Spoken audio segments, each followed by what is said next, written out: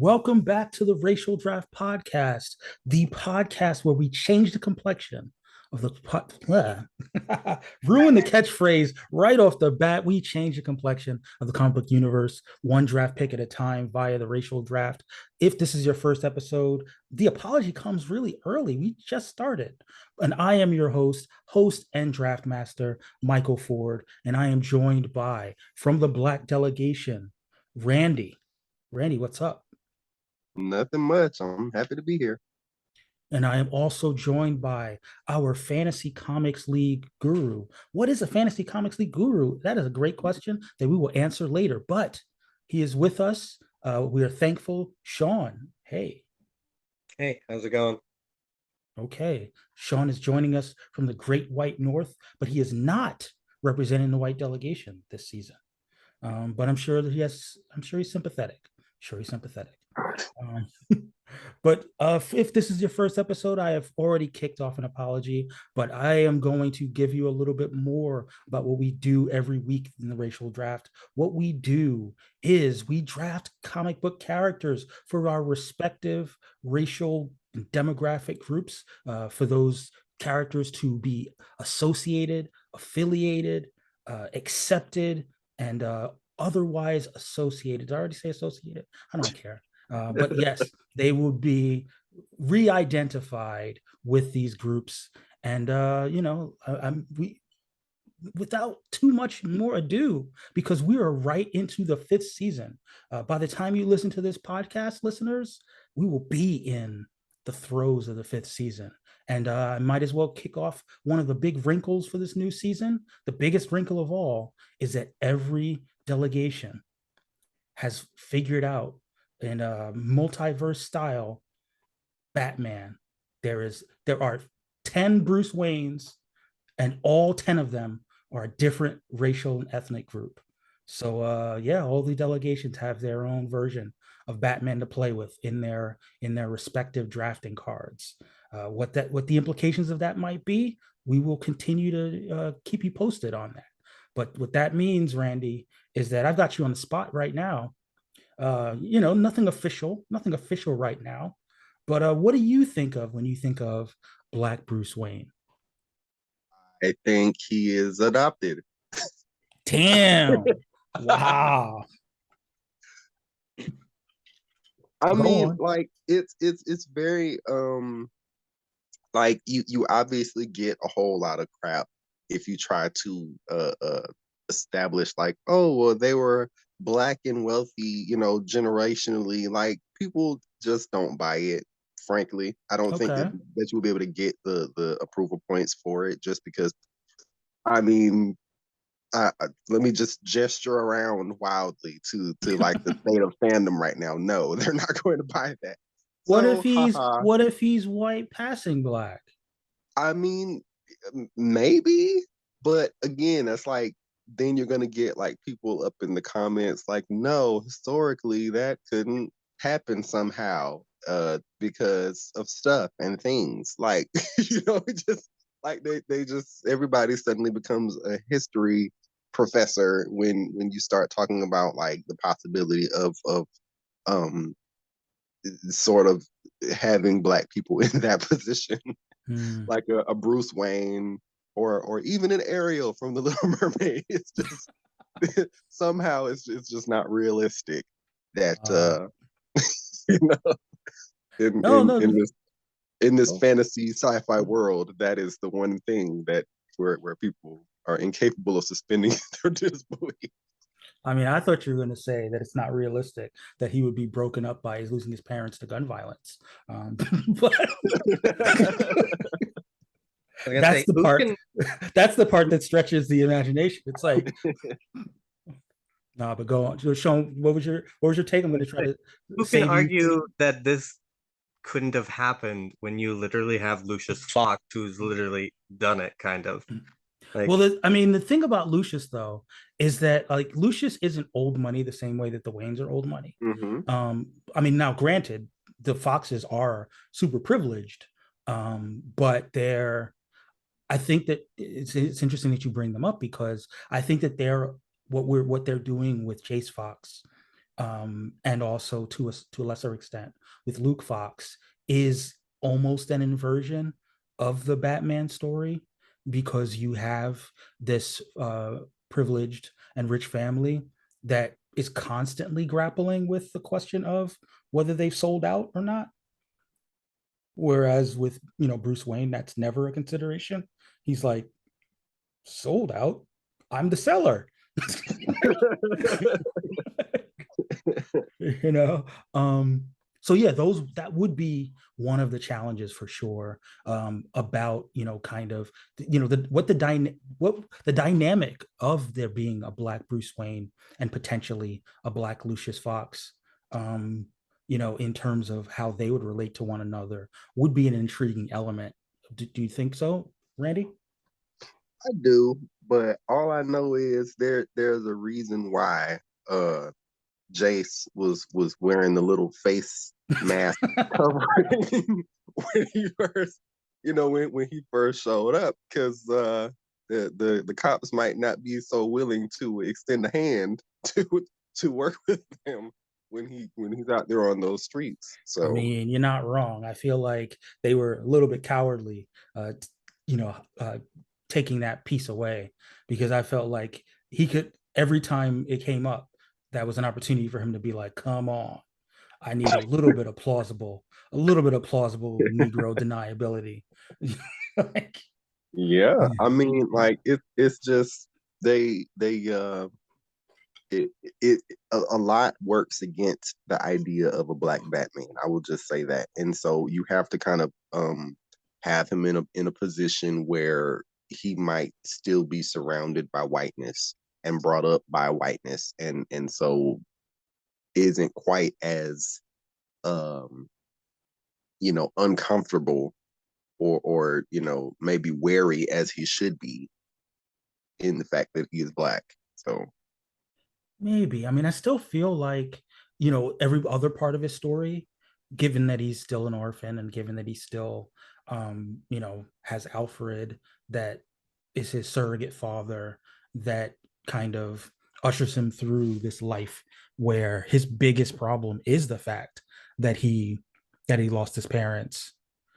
I'm not sure that, I don't know if you were joking when you said him being adopted, because I think that him being adopted would put him right potentially back in the realm of, a ward of the state, and whatever, uh, different stroke style, adoption went down. They would perhaps try to find a way to keep, Bruce Wayne from inheriting the Wayne fortune if he wasn't, if they didn't have an ironclad will in place. I mean, I honestly, again, you sort of struggle with what the generational wealth black character looks like, and excuse me, but it is possible, but I feel like there's so much that you may not be able to convince. Like I personally wouldn't require that much to sort of feel okay with it, but Mm-hmm.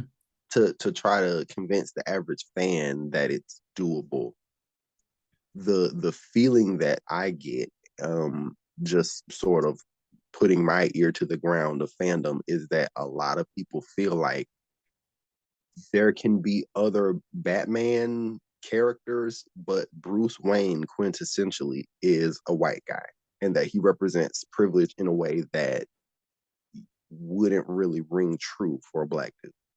Mm. I mean, I definitely think that he's in the category of characters that you most associate with whiteness, for Mm-hmm. sure, for sure. And that's one of the, has been kind of one of the challenges in earlier seasons of the racial draft. He is both a character that has the most working for him in comics and in pop culture and in, fandom, because, prep time, for instance, is a thing that exists for him that tends to not exist for anybody else. Yeah. Um, and but to say that that character can only be white, just sort of seems unfair to the competitive element of this. It's to say that the character that is the Joker, the big Joker, that's ironic. Like, the trump card that gets played that can beat all other cards, also has to be the white character. So I'm looking forward to hearing how the different delegations now that are not white and are not white adjacent will navigate the Batman problem while they also get some of these Batman points or chase these Batman points, so to speak. But again, I mean, as someone who is somewhat impartial, I would recommend, though, as far as different paths to take, I think that the light skin path might be the best one, though. I think the light Batman, light skin, a little bit of privilege, still got those light skin stereotypes, I feel like there's a middle ground there that can be okay. I'll think about it. Yeah. I mean, yeah, you got time. You got time before you settle in on what you want your ideal Black Bruce Wayne to look like.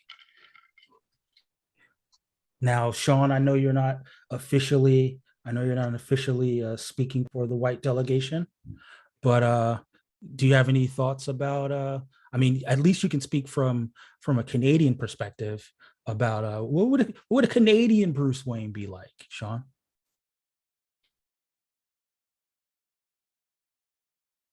That's a good question. I mean,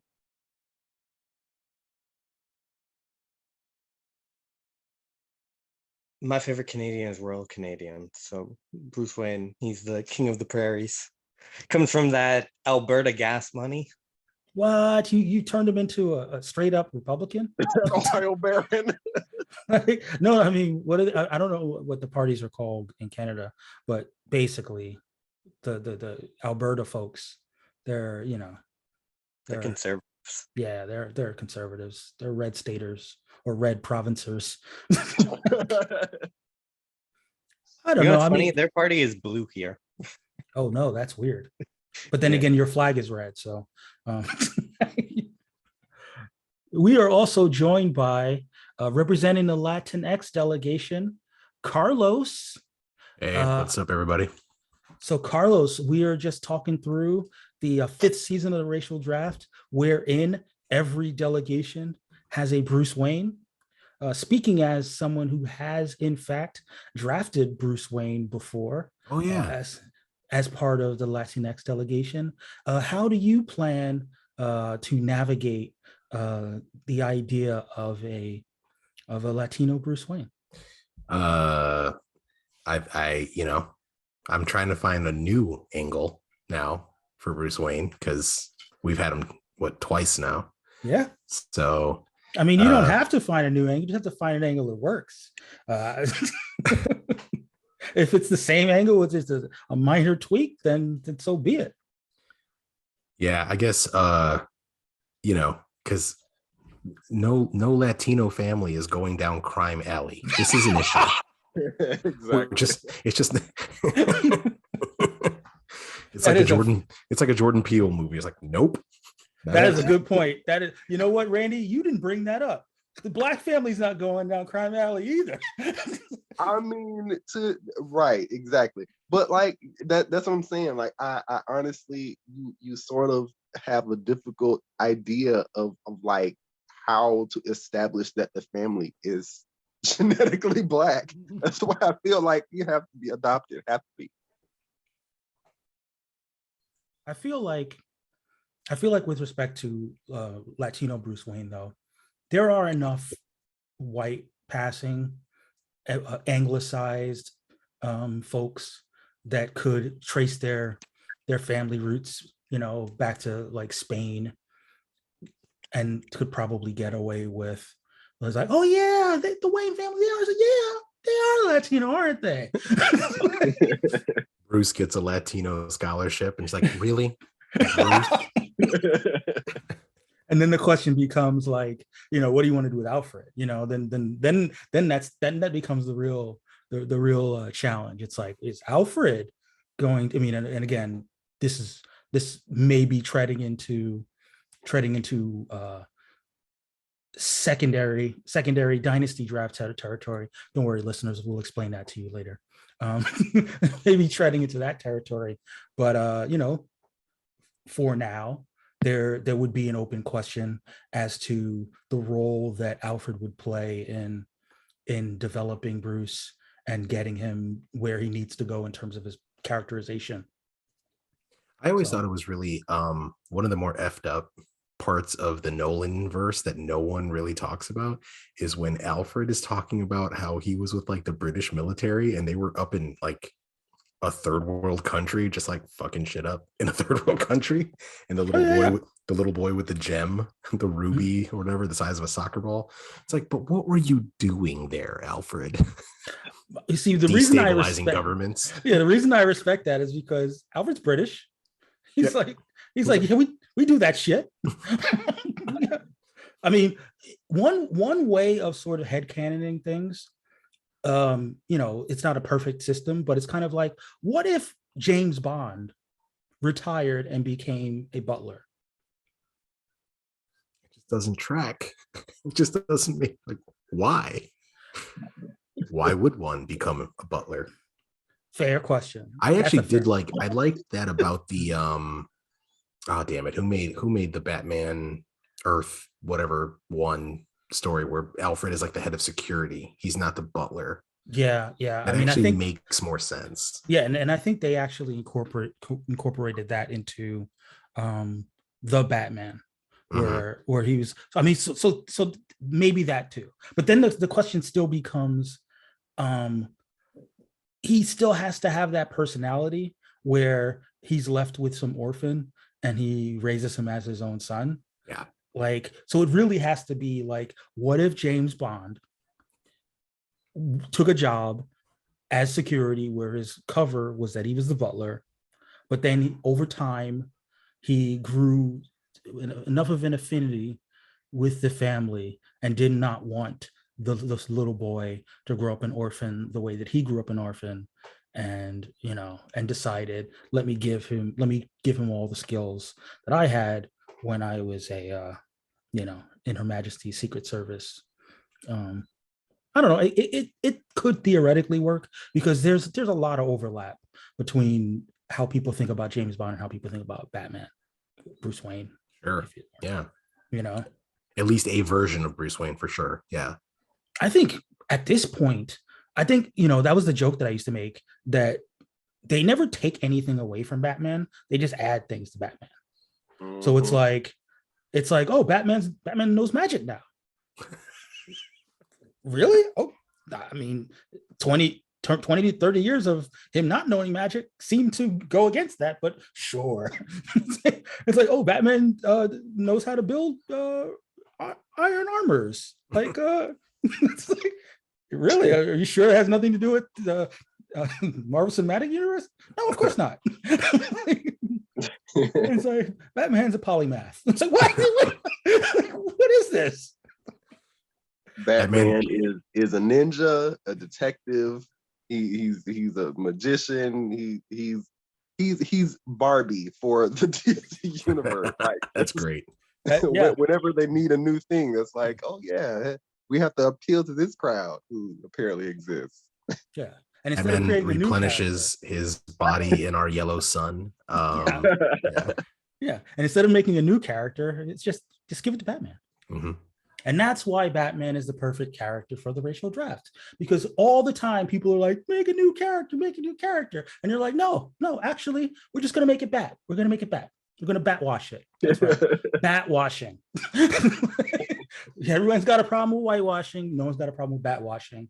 And we are going to integrate the Batwashing into the different races and ethnicities. So I really like that phrase because it sounds like backwashing, which is exactly how disgusting it is. So I like the idea that okay, the Waynes are descended from Spanish nobility by way of the fictional Central American country of Suriname. And that's the Batman we're going to take, the Batman of Zur-Anar. I With feel like the flamboyant colors. I think it's spicy, it's caliente. nice. So yeah, I mean, but so listeners, I should of course let you all know how the draft is going to function. Every week we're going to go through a round of the draft order for this season. I'll go ahead and read it out for you. That would be number 1 pick, the Polynesian delegation. Number 2 pick, the Swana Mena delegation. Number 3 pick, the Jewish delegation. Number 4, the Native American delegation. Number 5, the South Asian delegation. Number 6, the white delegation. No, sorry, the white delegation. Number 7, the East Southeast Asian delegation. Number 8, the multiracial delegation. Number 9, the Black delegation. And number 10 out of 10, the Latinx delegation.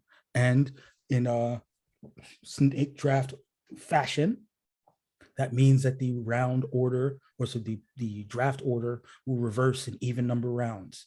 So who will be last will be first in the next round, and who will be first will be last.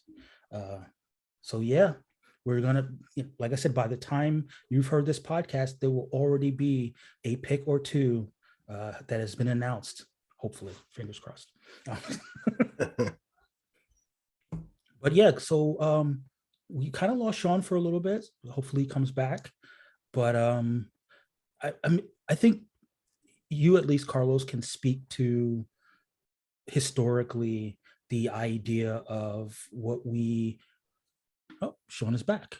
But you can still speak to the Fantasy Comics League, which represents one of the prongs of our scoring system, which I'll get into a little bit later, with respect to how these characters are assessed.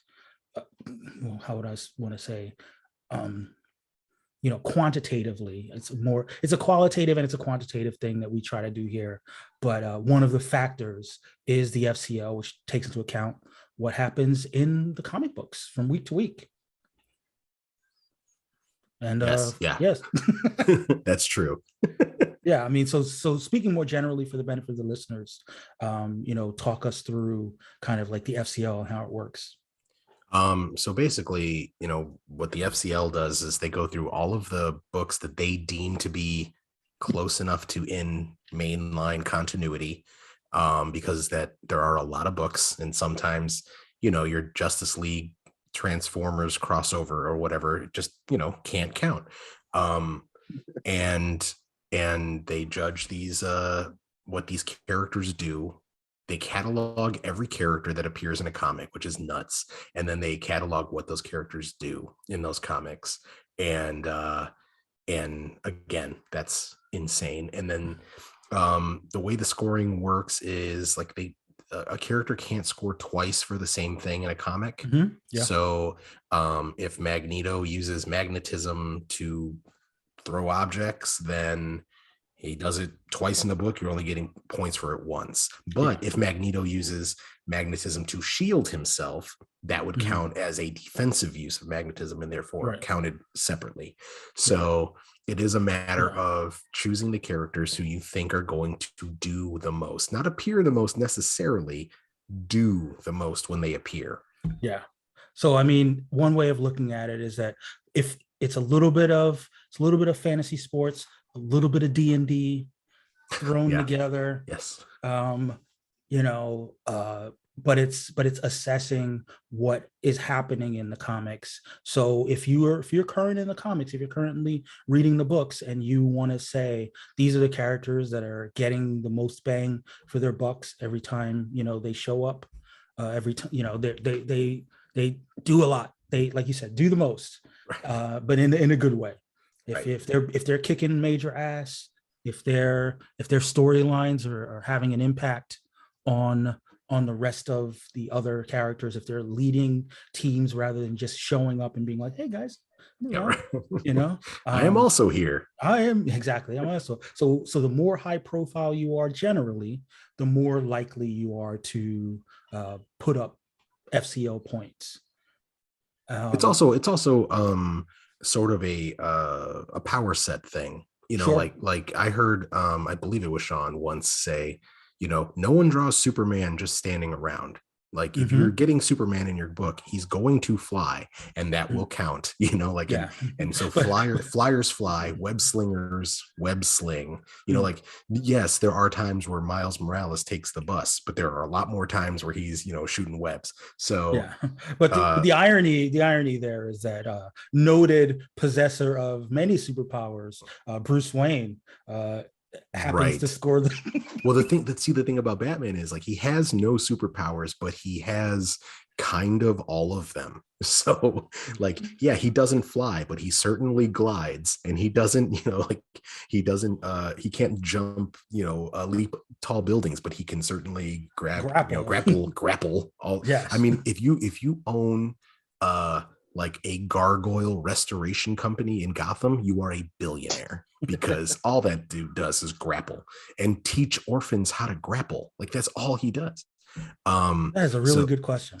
Yeah, it's like really all you need to do to figure out who Batman and the Bat family are is like who buys the most grappling equipment.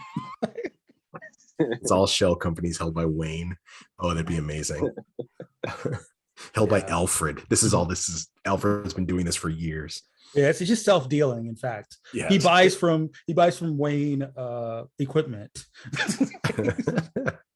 It's like, man, their stock price is really up. It's like all these purchases of grappling guns. But yeah, no, but I think you did a good job of explaining it. And we would be remiss if we didn't talk about fantasycomicsleague.com, which is their website, and their Twitter account, I believe, is Fantasy Comic LG on Twitter. So check them out, give them a follow, and they can tell you a lot better than we can. They have their own podcast as well, where they go through the finer points of their scoring system and do a little bit of. I wish they would do a little bit more of predictive stuff, but they definitely do a lot of analysis of what has happened. Yeah.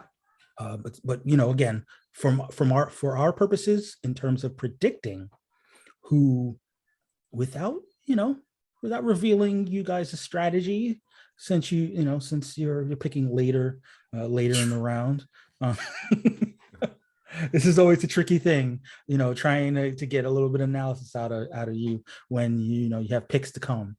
But who would you say in previous seasons, let's look at it that way, were major players from an FCL standpoint? And I guess I'll start with you, Carlos. Like off the top of my head, Peter Parker, Nightwing, Dick Grayson. Oh no, I meant for your delegation. Sorry, I didn't. Oh yeah, we've never had Peter Parker. Yeah. Who've been major scores for us? Thor was a big one. Yeah. And who else? God, off the top of my head, but we've had Nightwing. We've had every Bat family member, I think, except for Damian, essentially. We had Barbara Gordon was a big one for us. I mean, there was the one year where we had, T'Challa was big and Thor was big, and there's a little bit of controversy when with respect to T'Challa, because I think that part of one of the reasons that we have the scoring system be more than just FCL is that T'Challa is a character who has a very outsized reputation. Like people like putting T'Challa in their books, but going back to what you were saying, where it's like, well, you don't put Superman in a book to just stand around. Well, you do put T'Challa in a book to just stand around. He loves to philosophize, man. He's just gonna show up and be like, "Hey guys, I'm helping to increase the diversity of this book." He drop he's gonna be like on the little hollow video conference screen to like somebody's trying to like talk to him, and he says his cool line for the comic and is like, nope, and then he leaves. Yeah. I mean, T'Challa essentially is, if there was a college brochure of the superheroes, T'Challa is the black character that shows up multiple times in the brochure. He's somehow he's in the quad and the computer lab, and he's in intramurals. Yeah, that's T'Challa. You know, and, so and you're like, I don't know if Brigham Young is right for me. I just don't. that's right. But in terms of he does it in his own books, I would say he does a lot from an FCL perspective, but in other people's books, not so much. And I think the season that we had him, there were just like, for some reason, just like maybe it was Wakanda Forever supposed to come out originally around that time, maybe, or something, but there were just like a bunch of Black Panther books that were like it was fall of 21, like they just got dropped. It was right around the same time as the America Chavez Made in America, Made in the US. Made in America. Made in America book. It was right around that time. There was just a bunch of T'Challa books, so we took advantage. Right, and of course, we're coming in on the home stretch of where there's a Black Panther movie that's coming out, which the extent to which T'Challa will be featured remains to be seen. But good God, I hope it's 0% that I just hope Chadwick Boseman is not in this movie. I mean, he's going to be in the movie. Well, no, sorry. Here's what I mean to say. T'Challa will be. Yes. Chadwick Boseman's image will be in the movie. Sure. However, the actor Chadwick Boseman will not be in the movie. I mean, like, yeah, a painting of Chadwick Boseman or T'Challa's coffin is not an appearance of T'Challa. It is the appearance of a coffin. But for our purposes, it shall be. Yes, this is one of the reasons that we have such a flexible scoring. This is one of the reasons that we have such a flexible scoring system for reasons such as this one. I'm just saying right now, if Shuri is like, brother, give me a sign, and there's like a gust of wind, and you count that, I am raising hell. I feel like we need to preemptively whoever ends up getting Black Panther, whoever ends up getting T'Challa, do not give them points for like weaponizing the recast T'Challa hashtag. Please don't do that. Like let's just put a stop cap on that one real quick. I mean, I'm just gonna put this out here though.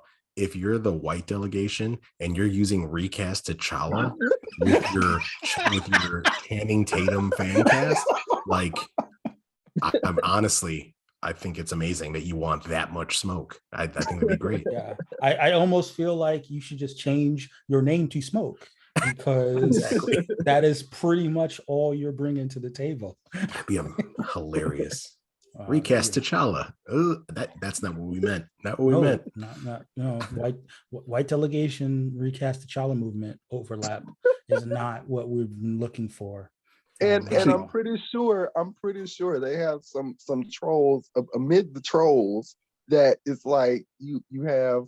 I mean, because that's kind of their go-to thing anyway, to sort of rebel against any race bending.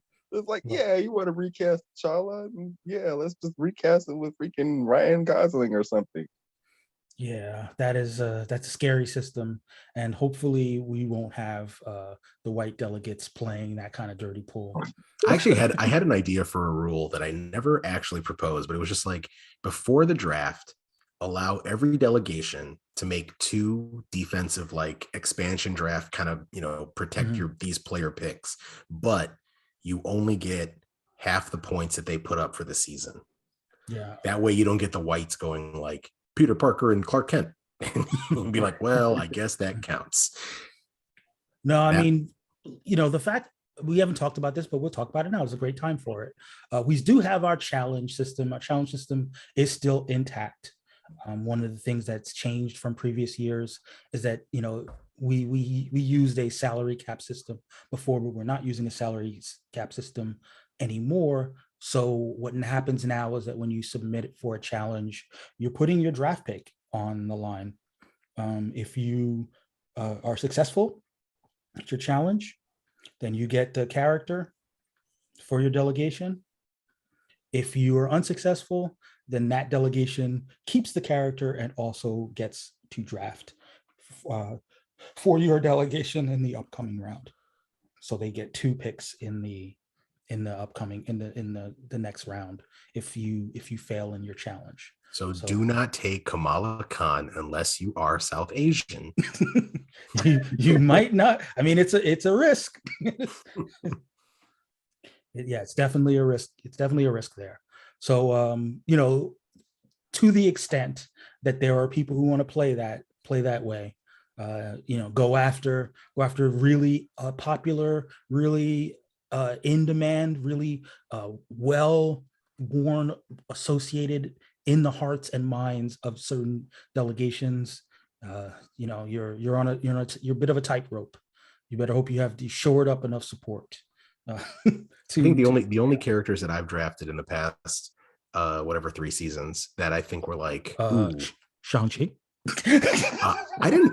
Did I draft Shang-Chi? Yes, you drafted Shang-Chi and then immediately traded him. Did I draft Shang-Chi? Yes, your strategy was so slick, because what you did is you had a trade all lined up. You drafted Shang-Chi, traded Shang-Chi, and then had that character delegation deal with the challenge with no risk to you whatsoever. And I also got all their past points. That is correct. You're right. Man, I was good at this game. Okay, so Shang-Chi. No, the ones I was thinking of were T'Challa and Thor. Like those are the ones where I was like, the whites should totally be coming for me for Thor because he's a Norse god. Yeah. What I tried to do was like gird my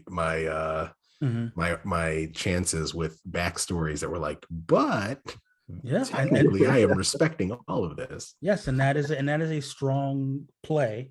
And with Shang-Chi, it was like, but he's not on my team, guys. Sorry, you can't catch these hands. Shaun, we had lost you for a little bit. Anything additionally? We kind of gave a little bit of a broad explanation of the Fantasy Comics League and kind of how Fantasy Comics League scoring works, but anything kind of a finer point that you think it would be useful for the listeners to know about the FCL? I mean, I'm not really sure what you said, but I don't think so. Like basically, we do track it weekly. You can follow us weekly to get it. We may be a week or 2 behind at times, but we try to stay on top of it. And the weekly articles, especially at the month end, we like rank where the characters are in the top 10 for overall at Marvel and DC, I think. Okay. Everybody's got Batman, so that kind of ties the board to begin with. So I have a question. I have a question for you as a FCL guru. Who would you say is one of the more underrated characters in terms of how they're perceived versus how they score in the FCL? Okay. I don't think anybody's super underrating him, but maybe underrating just how powerful he is. There are 2 characters at DC that beat Marvel's number 1. First one's Batman. Who do you guys think the second one is? Well, I know it's Nightwing, but well, thank you for shooting it off the bat. Yeah, Nightwing. Like he beats Superman, he beats Wonder Woman, he beats everybody at Marvel, he beats Spider-Man. Nightwing is the second greatest hero. I mean, he's kind of Batman. Yeah, I mean, it's literal big dick energy, guys. Yeah, but he's basically if Batman had Spider-Man's personality, right?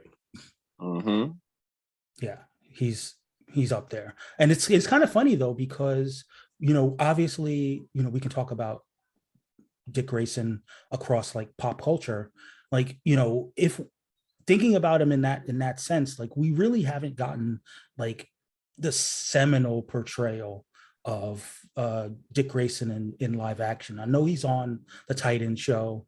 And I know he just debuted in animation in the Harley Quinn show, played by Harvey Guillen and darker skin persuasion. I would say that there's been some potential racial drafting happening for Dick Grayson, but we really still haven't gotten close your eyes, say Nightwing or say Dick Grayson, and everyone kind of comes up with a portrayal, an incarnation that, you know, that resonates across the board. We're still waiting for that, and to be a character that's been with us for so long, that's kind of interesting. I'm sorry, you're saying no one else immediately pictures Chris O'Donnell doing laundry? Because you say Dick Grayson, I'm thinking mop stick with laundry, twirling it around to dry it, to wring it out. You say Dick Grayson, and I hear Jesse McCartney's laugh. That for me is my pinnacle, young Dick Grayson. Yeah, all I got is Burt Ward, guys. Holy generation gaps. But going back to your original question, Moon Knight is number 6 at Marvel right now. Oh. Now, so here's a question about that. Is that a this year situation, or is that something that you think could actually endure? I mean, the red, white. It red, really white, depends and on blood his book, because series, he right? does really good in the book, and then he's been appearing a lot over the street titles. So I would say right now Marvel is leaning a little street heavy. So I could see it. I could see it lasting. Maybe not. I mean, with top Moon 10, Knight, you not had the top comment, 5. you had the fact, like in this year, you had a Moon Knight series with Oscar Isaac, who's a bona fide movie star, you know, and you had him get a solo series as well as an anthology type book. Mhm. So, you know, from an SEO perspective, he went from kind of no imprint To a to big one. like to a massive imprint, which again coincided with him being featured in the movies. Well, it's not the movies, but you know, the MCU. I find Marvel characters have a season that lasts Mhm. about 1 to 3 years. Okay. So I think Moon Knight is probably still good for the next year. Okay. After that, I think it would get iffy.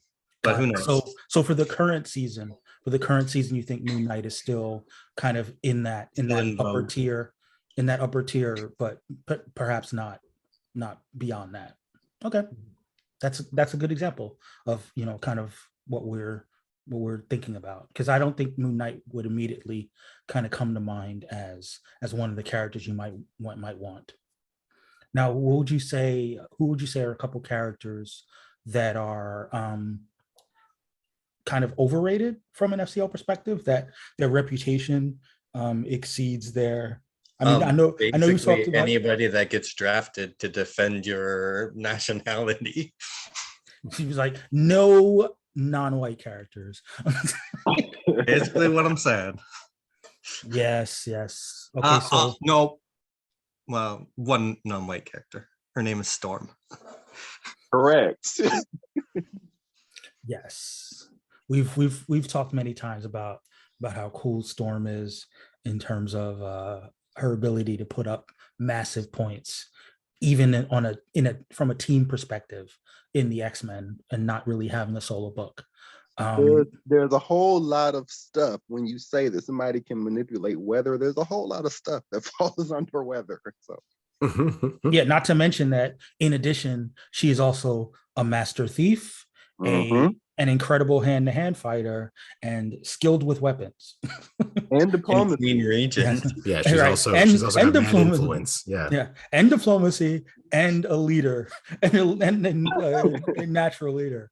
And now with like Magneto as her right hand, like she can now charge up other people. Like yeah. Yes. So you know, that's like we talk a lot about T'Challa and his reputation, perhaps not living up to what he does per appearance. I would say Storm's reputation lives completely up to what she does in her appearances. Properly rated is what we like to say in the underrated, overrated thing. Not too many characters are properly rated. So I would say characters that get overrated are the ones that are having a moment in the MCU, specifically the MCU, that like newer players will draft thinking, like, oh, this is a popular character. Now this season that might work out in their favor, but like in prior seasons, for instance, having America Chavez has not been great, especially for like, the prices she went for in the salary cap system. And then Wanda Maximoff wasn't worth the money that I think it was TJ was like bidding for. But if you're just tuned into the MCU, there is almost no one better to have than Wanda Maximoff, right? So yeah, I mean, and again, this is good for, like you said, for the current scoring system, which takes into account all media rather than just the comics, right? Because ultimately the characters, and you could speak to this, Shaun, if it's whether I'm speaking out of turn or not. The characters who have solo books are going to outscore the characters who don't.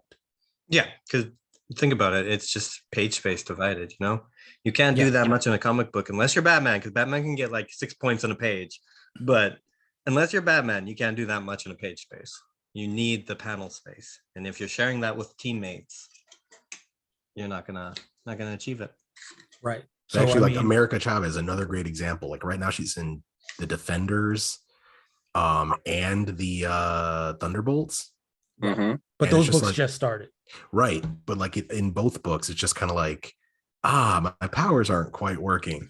Like that sucks if you drafted America Chavez. Right. That was the thing that we didn't anticipate, right? When because remember the America Chavez book came out. And in the community thing that they just released as well. Oh yeah. Powers are on the fritz. Yeah. Right. Well, that's what I was gonna say. That was the plot element that ended up working to her detriment. It's almost like they anticipated that she was going to get screwed over in the movies and screwed over in the books as well. I mean, listen, the season where that series was out, I was lobbying both of our FCL brethren, and I was like, look, her powers are not working, but I can't make stars shoot out of my hands. Like, just because they're not working right doesn't mean they're not powers. You need to score that as something. Nice. But yeah, gotta have a specific stat for like a false start or something, like right. So yeah, but the nerfing of America Chavez was definitely a tough look. It was almost like even Stevens, right? So it's like domination of the FCL scoring for the Latinx delegation, but America Chavez let everybody down. Yeah. That's unfortunate, but hopefully now with a more comprehensive scoring system, the fact that Shoshi Gomez shows up everywhere. She might be a Blue Beetle at this point, as America Chavez. It's like, how did that happen? It's like a star portal opened up and America Chavez is there. I mean, perfect example would be like, I don't know that I would necessarily have looked at I'm going to give away strategy for this season, just in this tidbit. In prior seasons, I don't know that I necessarily would have looked at Namor as someone at the top of the draft, right? I would probably be looking more at the end of the draft. But the memeability of Latino Namor, it adds to the strategy. I might have to take a look at Namor in the first few rounds. If FCL is just now 1/3 of the scoring. Oh, it's 1/6 of the scoring. 1/6, like I said, graded fractions. I'm using the metric system. Sorry. No, I mean it's not technically 1/6. It's just that there are 6 potential prongs of scoring. So the FCL still may constitute more than 1/6. Sure. But it's 6 potential opportunities to score. Now I might as well explain that to the listeners. So characters can score for fan approval. They can get points for whether when the pick gets introduced, they if over 75% approve or over 90% approve, they will get points for that. They will also get points for the FCL, the aforementioned FCL. They also get points for news that concerns the character. They will get points for media that features the character, and that can be any form of media. They'll also get points for things like backstories that are written for the delegation and by the delegation, as well as fan art for the delegation and by the delegation. And they will also get points for, and this is a new thing, visual reference approval. So if you submit to the fans at large what you think this racially drafted character should look like, be it through either fan art or a fan cast, you will also, in this similar way then for the approval, it's over 75 and over 90% approval, you'll get bonus points for that as well. Now, you said if any media or news concerning the character, but not the actor. So drafting the Flash for Ezra Miller content is not a strategy. You don't want that. That is unless you're banking on that, unless you're banking on the Flash is canceled being news points for you. I mean, you might, because there's a whole bunch of memes and stuff that goes around. Like, I mean, even though it's not necessarily like specifically Flash related news, anytime Ezra Miller does something awful, everybody's like, yeah, Flash related joke. And then fair point, Randy. Flash memes, criminal Flash memes might score you points, but they might score you negative points too. So might be worth it to draft a reverse Flash. Wink, wink. That meme makes its rounds every now and again. But yes, so I kind of lost a little bit of track. So you were talking about Namor, if you will. He's a character. It's weird because he's a character that's generally gone early in our drafts. This might be the year, though. This might be the year that it really pays off. I mean, Polynesian delegation has the first pick. I fully expect Namor to be the pick number uno. Oh wow, I didn't even think about that. Because they always take Namor. Mm-hmm.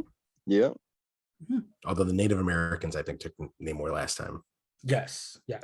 It was the character Toriano really wanted. Yeah. As well as every other character that was drafted in the draft. that is also true. But this is the year. I'm going to remember. I mean, again, somewhat arbitrary, but not completely. There's always going to be more points if there's a reflection in the draft of the character as racially drafted and the character as depicted in the pop culture. So I don't know if he's going to last all the way to you in the Latinx delegation, but Latino Namor probably.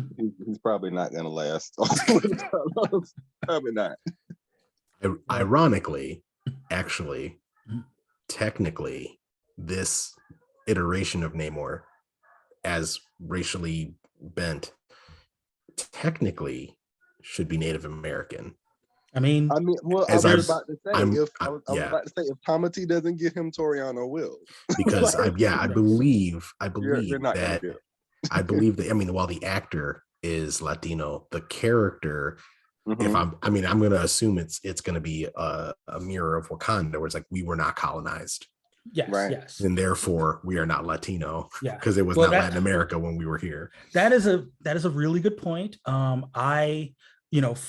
where I sit as the draft master, it's a little bit of a Venn diagram, a little bit of a gray area. There are a couple characters like that. But in that case, technically, even if you were to get him, then Toriano could challenge. Yeah, that's going to be a rough challenge. That's a rough challenge. That's going to be a rough challenge. Who is better able to rally the troops, if you will, on social media?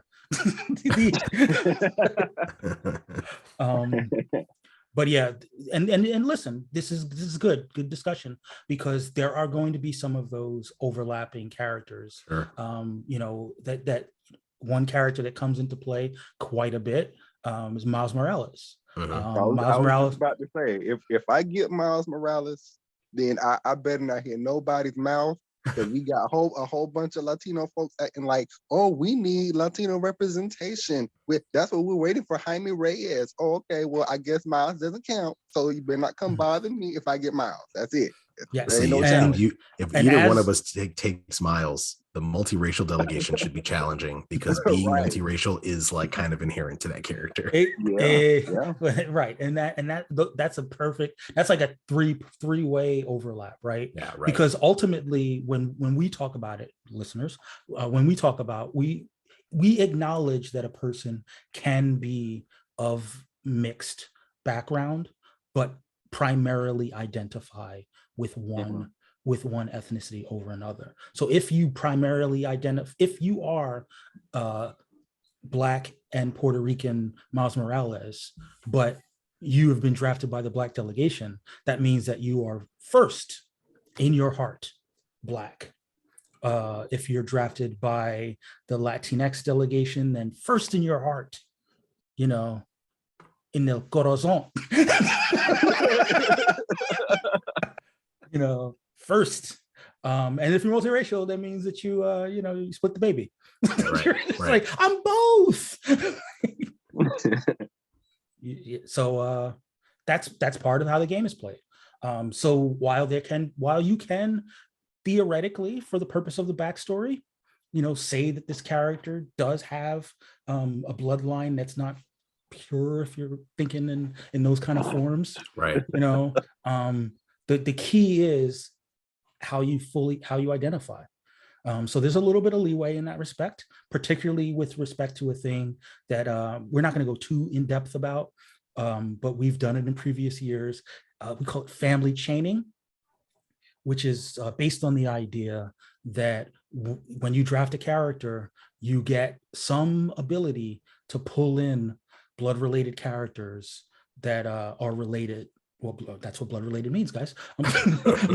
Blood related characters that are family members of the characters that you draft within reason.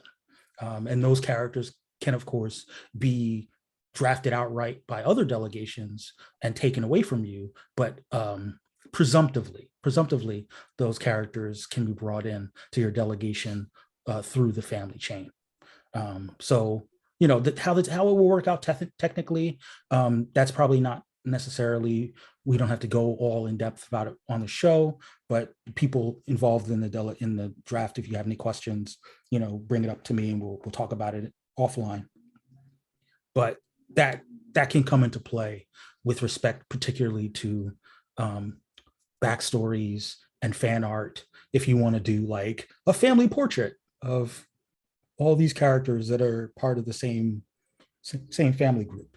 I would offer up for your mental health as well as ours, just the amendment that there should just be a cap on how many family members, lest we get a clandestine or Scott Summers situation where it's like, Jesus. Well, one of the things that I don't know if you were here for this, but one major change is that no longer are family chained characters eligible for approval points. Okay. So to the extent that there were people who were trying to draft families and try to get approval points that way, it's not gonna fly anymore. So fair enough. As one of the people who was one of the guilty parties last time, I resent that.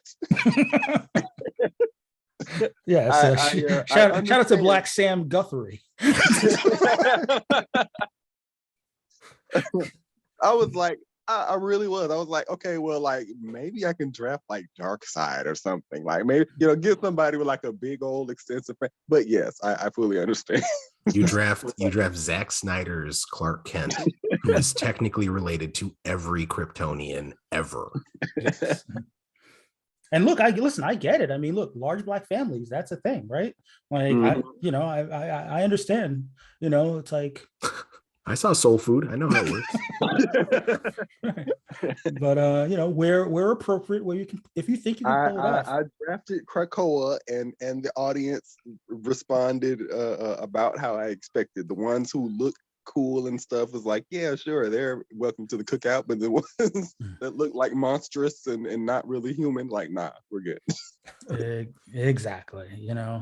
Krakoa, crickets, little similarities.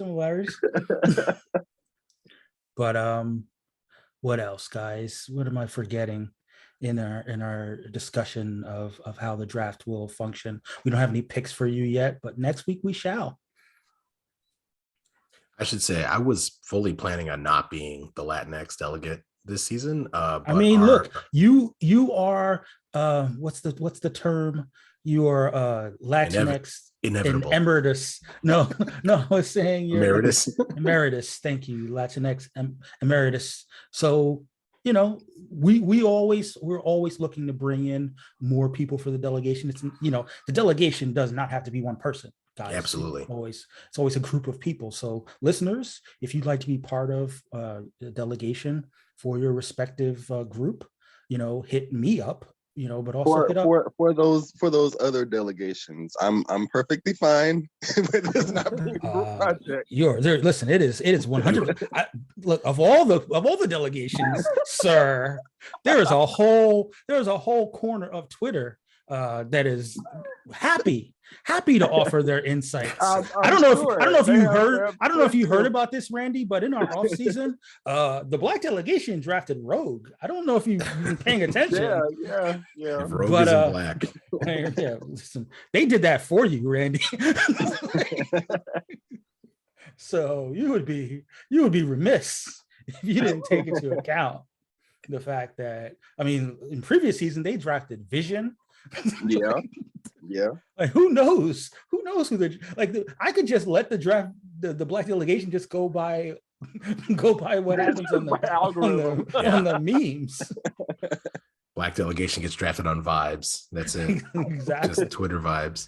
Right. I'd say the two most outspoken groups are the Black delegation coming for Randy and the Polynesian delegation either full-throatedly supporting Tamati or coming for him to be like, we can't draft that character. That character's Black, which I respect. I respect it. They're like, no, we only race bend whites. Yeah, I think that's a perfectly acceptable ethos. Acceptable. Yes, perfectly acceptable. That's definitely the one I'm going for. But listen, what is always going to trip the Black delegation up is that with one hand they're trying to draft, but with the other hand they're trying to protect, and it's hard to do both.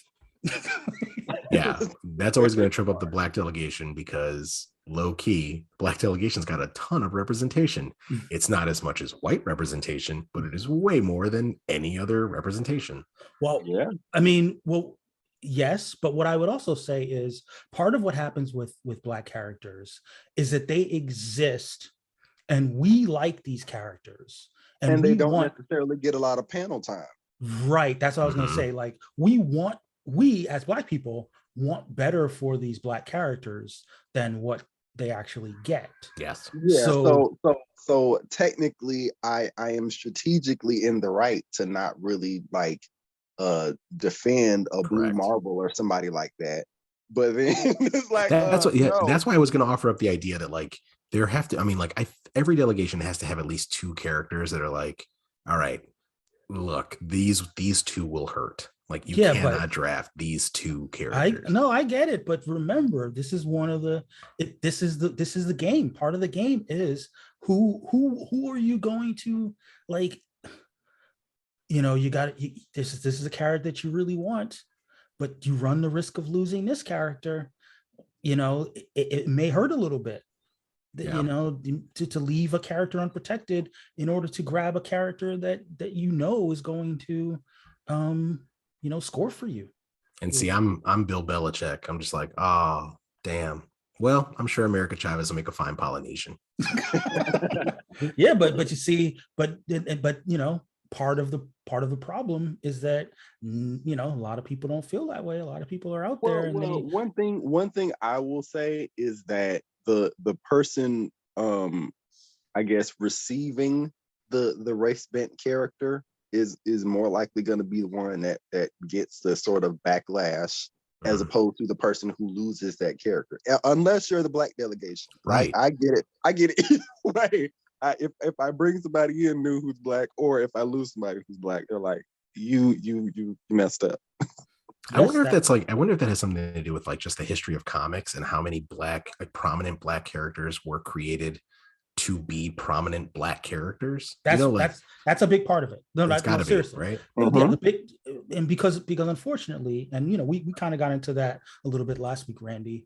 Part of it is that, you know, these comic book companies were like, ooh, we don't have a lot of black people here. You know, like we gotta fix that, right? But like when they fixed it, they weren't saying that we want to make these characters like on par with the white characters like permanently. You know, they were like, hey, we've got a white Green Lantern, let's make a black Green Lantern. You know, that'll work. But then the white Green Lantern's still the one that everybody likes. Right. You know, that's still the one. Or at least he's the one who gets the most push out of all of them. Well, that's what I meant. I meant like in universe. Yeah, the creators like, no, John Stewart still exists in a separate but equal comic book that you will never see. You know, Carlos, comic book. In the first season, I only drafted characters that weren't white, and like half my team was black. I sat directly in the middle of people who were playing just for fun and people who had taken the white people for points. Sat right in the middle. Nobody came near me. Did you draft? That's how the blacks do. Did you draft Cyborg in the first round? No, it was Blade. Oh yes, it was Blade. Yeah. That was rough. That was a rough week. and then of course there was like the Fire Blade fan art, which was like, God damn it! Like if he's gonna be white, he's kind of cool. But yeah, I mean, it's a hard thing because a lot of these characters were created back, you know, in order to say to fans, okay, we know we screwed up and we created all these white characters. We are not racist. We have at least one black fan. Yes, one black like, I'm not racist. I write black characters. Right. I have at least one black friend. Right. But they were never put in prominent enough roles to where they were the flagship characters either. Right. No. And their stories were rooted in their blackness almost every time. They were rooted in, look, I come from such and such background. I had so and so happen to me. That was like specifically because I am black. Yeah. So from the black perspective, we don't want to lose those characters because their characters are rooted in the black experience. But the irony is that because those characters were rooted in the black experience, they were not rooted in the we're gonna be flagship character experience. Right. Right. And so you have this situation where, you know, shout out to the quote unquote blurs. You have this highly intense fan base for these characters that feel perpetually underexposed and underrated, that want these characters to get pushed beyond the white versions of those characters, for lack of a better term, you know, which will probably never happen either. Right. You know, it's like as much as I love Blue Marvel, for instance, Adam Brashear, like he's a little bit redundant when there's Reed Richards. Like you kind of have to make Reed Richards go away in order for them. He's the number 2 call on the speed dial. Like they're like, oh man, you know, we just missed Reed. Hey Adam, what are you doing this weekend? You know, at least at DC, Mr. Terrific gets the first call, right? Does he though? I mean, does he? I mean, you would know. Guy? You would know more than us, but like logically, he should get the first call. But like, who really competes with him other than like Bruce? But Bruce is usually the one calling. Yeah, to be fair, the reason he gets the first call is because he's not already there. I mean, I do think that they've been trying with Mr. Terrific to carve out a lane that's not the Bat lane, you know, but the Bat lane is still the Bat lane. Like like every other character is like, you have your lane and Batman has the Autobahn. Yeah, He has right, all of right. the lanes. Yeah, Yeah. Sorry, you're not going fast enough. You can't come on. You gotta have Right. at least 3 books to be a part of this family. right. Yeah. If anything, you almost had to do with Mr. Terrific like they did with Black Lightning, where it's like just have Batman have him just constantly call Mr. Terrific. That's the way to get him in the mix. Like very few people will call Batman first. He just forwards his calls to Mr. Terrific. I got him on conference call. I got him on Zoom. But I'm trying to think of other characters. Well, this could feed into some of the stories that we're going to get into, so I may save it. But like James Rhodes is another example. James Rhodes had that run where he was Iron Man. Woohoo! Iron Man's black. That's awesome. But Tony Stark came back. James Rhodes was the guy who used to be Black Iron Man, but now he's War Machine. And now there aren't going to be too many situations where, who do I call? Who's number one on the dial? Number one is Tony Stark. Number two is Riri Williams. Number three is number three is James Rhodes. I will say this: I was at Target today, and they had Halloween costumes, and there was the Sam Wilson cap, and it just says Captain America, and I was like, awesome. That's fucking awesome. That's awesome. I mean, and we will see if that continues. Like right now in Marvel, there's both white cap and black cap. And like I think both of the books are really good right now, and of course I do think that we have the MCU to thank for that. I think that while Sam's first run in the costume was in the mantle in the comics was really good and really rewarding, I think that it kind of ended on a little bit of a bittersweet note. And then given that it went into that Falcon book that a lot of people, including myself, don't like to talk about. I think that there's a world in which they never revisit Sam as Captain America. But I do think that's a situation. It was really like it was really helped drastically by the fact that it was featured in a movie in a a live action portrayal. Yeah, I agree. Because like had they not had he basically been like, oh yeah, we're gonna try to keep him moving forward as Falcon, then we probably wouldn't see him like spike up in popularity as much. Yeah. Or if they had done what kind of happened in the comics where, Steve gives it to Bucky first. Yeah. Then I think that there's a spike in Bucky as Cap in the comics, instead of a spike in Sam as Cap. Right. And I just wanted to add here that basically like you sort of get that in terms of a number of characters. I don't know, I guess, well, it's pretty obvious, but you see that like it sort of sticks more when it's a really widely seen or widely known franchise, just because it spurs a lot of fan art. A lot of people have seen it, they have talked about it, and they're that's sort of the thing that is present in their face, as opposed to comics, which not everybody reads the same comics. Not every, you're a lot more likely to have watched the show than to have read the comics, I would say. Yeah. And the other thing with comics is that you've said, like you said before, it's a smaller population, and we sort of know as longtime comic fans that these storylines tend to be cyclical. Like Shaun said, these characters kind of get a season, and it doesn't mean that these characters are going to be prominent long term. They can be prominent for 2-3 years at a time and then kind of go into recession a little bit. In movies, I think that's less likely to happen, because once someone's a star and they're able to get people out to the theaters and get people to spend their money and go to the parks and all other stuff, they'll find a way to keep those characters prominent if possible, for as long as possible.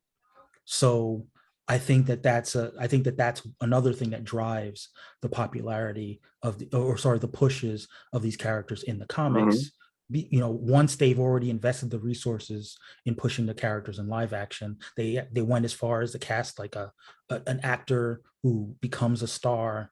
Then they ask themselves, like, how can we keep this character somewhat prominent in in the books? One character that I think is a potential, and Shaun, let me know if you agree. One character that I think has a lot of potential might be Yelena Belova, for instance. Because she was introduced in the MCU this year. She popped up in, or sorry, she was introduced last year. But then she popped up in Hawkeye. People do love Florence Pugh, and she's going to be featured in the Thunderbolts movie. I think that people really liked her chemistry with Kate Bishop in the movies. I think that there's a potential that they could try to do something to up her profile. I know she popped up a lot in the old Black Widow book that was written by why can't I remember her name now? Yes. She hasn't appeared much outside of that. Like, I think she appeared a bit in the Avengers for like an arc, and that was it. Mhm. So we haven't seen that big boom yet, but it might come. Mhm. But speaking of big booms, there's like one DC villain that's having a big old boom right now that's outscoring some of the top 10 Marvel heroes. Wow. Anybody got a guess? I mean, you mean official villain, right? You don't mean Yeah, I someone mean that's official living, villain, you don't yeah. mean like anti-hero type person. I don't think he's an anti-hero, but he kind of is real close. I'm gonna go with Lex Luthor. No. I'm definitely going with a Bat villain. I'm gonna say no. I mean, Joker's always there. I'm gonna say Riddler. Also, Joker's not even in the top 20, and no, it's not the Riddler. Okay. Well, that was my guess, so I'll leave it to you guys. I will not hazard a guess. Big boom, big everywhere right now. You can't go to the movie theater without dealing with this shit. Wait, he's not a villain. The He is a villain. hierarchy of anti-hero. I'm sorry, did he not start off as a Shazam villain? He started off as a but- he started off as a Yeah, but I he's was- very I He's was never gonna really moved say- much past was that. he not in the Justice League less than a year ago? Right. Yeah. They're not gonna let him just be like, oh, he's a villain. I mean, Okay, but he's now no longer in the Justice League, and Christopher Priest is writing his book, and Christopher Priest doesn't have a problem writing some characters doing some fucked up shit. That is correct. I mean, he did write Deathstroke, which was going to be another one of my choices. But I think he writes. I think he writes them as anti-heroes. I think he writes them as anti-heroes, though. I mean, he writes them as true anti-heroes, because that's the thing about anti-heroes. I think that anti-hero can mean different things to different people. Like the classical definition of an anti-hero is someone who is a villain, but you root for them. Yeah.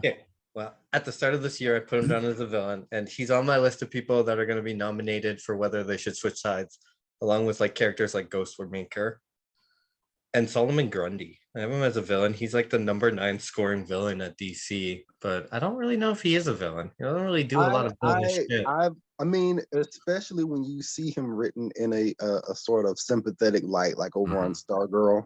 I feel like personally, like Solomon Grundy is one of those characters who I'm like, maybe in the mainstream he's a villain, but like put him over on Justice League Dark as like their Hulk or something like that. He could be good over there. Solomon Grundy actually reminds me a lot of Clayface in that respect, where it's like classically a villain, but now by this point, it's like yeah. I feel like that's a Batman thing. I think that's true, and because I fully agree with that. Just because DC has this thing where Batman gets a whole lot of exposure, and because he gets a lot of exposure, his villains get a lot of exposure.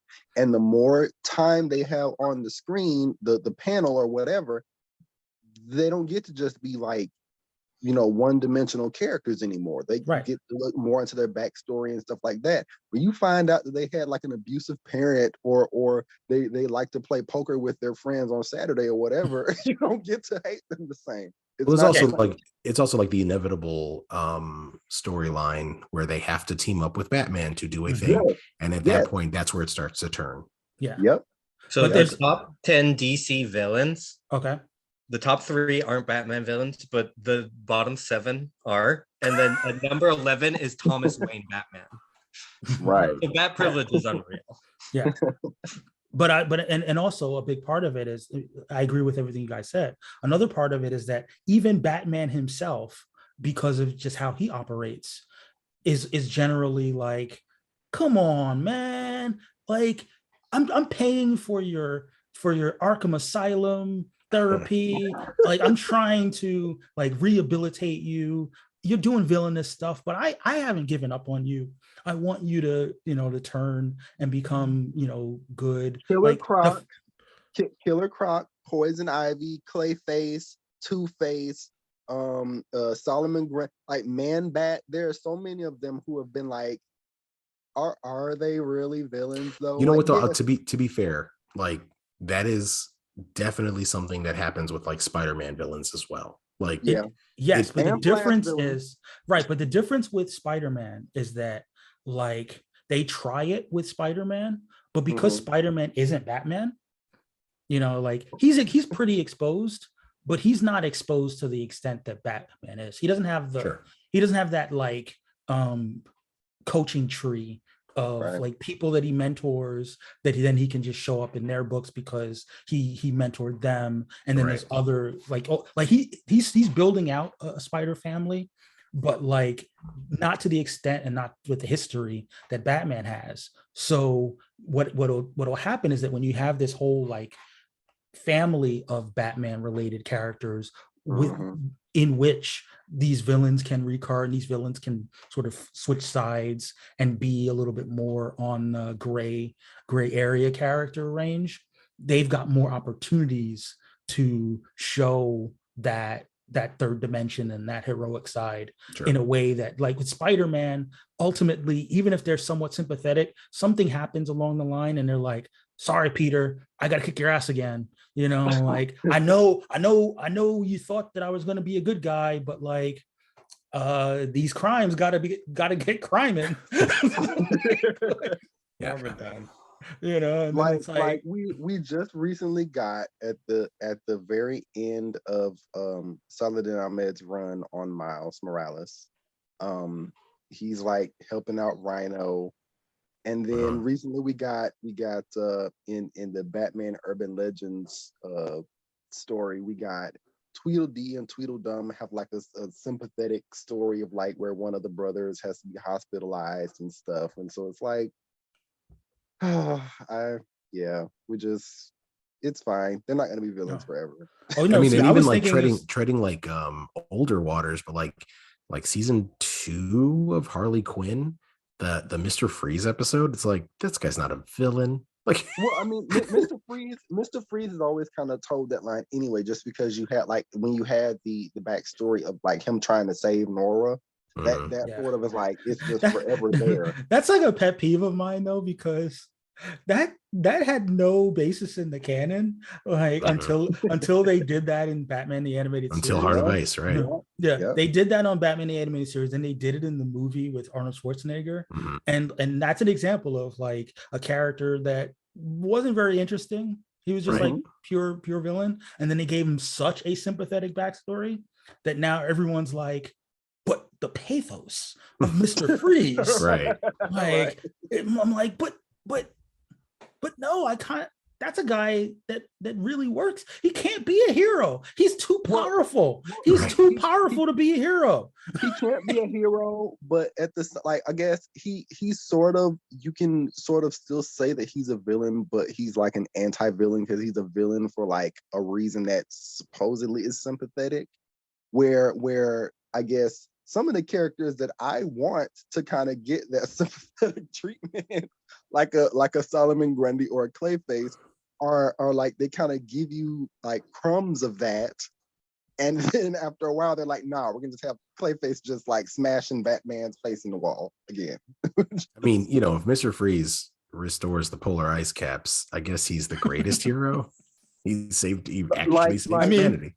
I mean, technically speaking, Mr. Freeze and Poison Ivy could save the world if they so chose. If only they team up. I think it'd be epic. Yeah, and then insert the Sauron panel. But I don't want to save the world.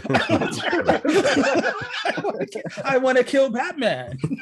I mean, like to be fair, I am a Poison Ivy apologist, and I feel like DC has tried to like they wanted to have their cake and eat it too, because they do like the fact that she's a villain and she's very powerful. And on top of that, Batman doesn't have a whole heck of a lot of women villains. So like for her to kind of make the transition over to being somebody who's friendly with Batman wouldn't serve them, I guess. But it is a disservice to Poison Ivy when she's not able to do all that we've seen her potential to do. Yeah, like, but what I'm saying is that like I can agree with that, but the problem with her is that it's like the two sides of it are like, from a power standpoint, if she's doing all of that on the side of being a hero, then it's game over, right? If she's like pure hero, then she's just, like we said, she's saving the world. Like we have to give her a flaw. Like we have to make her somewhat malevolent or somewhat at least misanthropic. Well, yeah. I honestly, I don't think that we would see Poison Ivy on the Justice League, but I absolutely feel like, again, that's like a one of those characters. Like, well, maybe not Justice League, but what about Justice League Dark? But yeah, she is somebody who I feel like Justice League Green. I mean, there really just should be a Poison Ivy Swamp Thing just book, right? Like I feel like her potential is far more interesting when you see her outside of Gotham. Anytime you see her outside of Gotham, she is not the one note person. She's not the sort of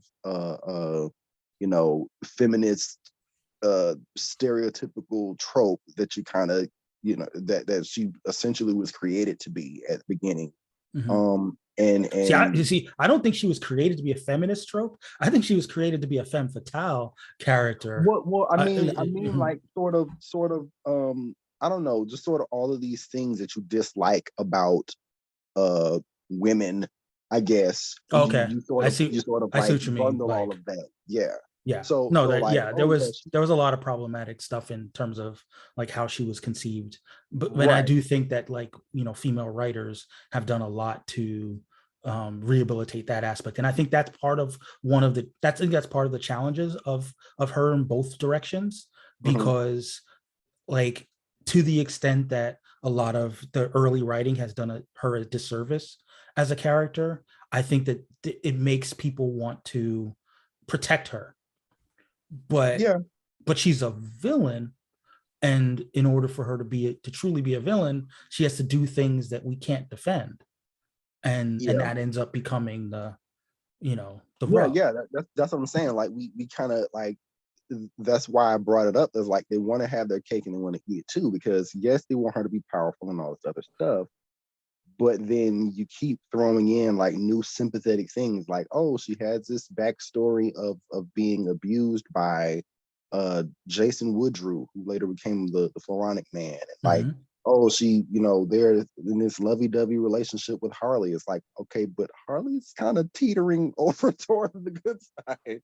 So is she evil, like irredeemably evil, or like what? Like how to what degree do you sort of square that circle? And I feel like DC has not gotten anywhere near reconciling that, and that works to their disservice. But I would say that, the Harley Quinn show, you watch the show, right, Randy? I have not. Oh, that's going to be a tough conversation for the show as well, because it keeps being relevant to what you're saying. Like Victor Freeze and Nora, Harley Quinn did pass that. They were like, nope, Nora doesn't want to be with him. I guess Victor Freeze is going to have to move on with his life. And then with Poison Ivy leading a Justice League team, mean, she's leading the No, Legion of Doom. Yeah, Yeah, right, exactly. That's like it keeps pivoting back to that show. That Yeah. show is addressing your issues. Yeah, and that's the thing. It's like, like you said, Randy, you've got Harley who's like waffling a little bit. Like she's like, sometimes I feel like being a villain, sometimes I feel like being a hero. I'm not really sure. And then you have Poison Ivy, who kind of recognizes that in order for her to truly actualize, she probably has to be a villain, because the things that she wants to do tend towards villainy, but she's not a monster either, and she still has the love for Harley, and she has to like kind of balance that. And I think that because of the humor inherent in the cartoon, like it's easier to sort of play that incongruity than in the books. Like in the books, it's like, oh my God, they're writing her so out of character, or they're not consistent. But so they have this thing where there's an evil Poison Ivy that's the worst parts of her, Queen Ivy that wants to take over the world, and then there's the other Ivy that's like, oh, that's fucked up, I don't want to be fucked up. Like Scarlet Witch. Yeah. And again, comic book shenanigans, they do that kind of stuff all the time. But it just feels more stark, I suppose, with the female characters, because there's that trope of like, maybe it's like, oh well, you know what you need to do, like 1 week a month, Harley's evil. I mean, there's a lot of sort of like just that running trope in terms of developing women as villains, that there's always some aspect or some element of mental illness that factors in. Yep. And we got that with Harley. We got it with Poison Ivy. We got it with Scarlet Witch, when she, House of M, all of that stuff. We got with Magenta. She started off with the Teen Titans, and she ended up becoming like a Flash rogue.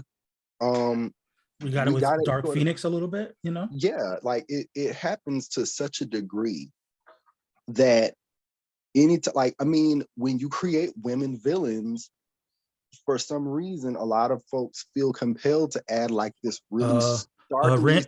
Randy, have you ever heard of the saying, "Bitches be crazy"? I don't know.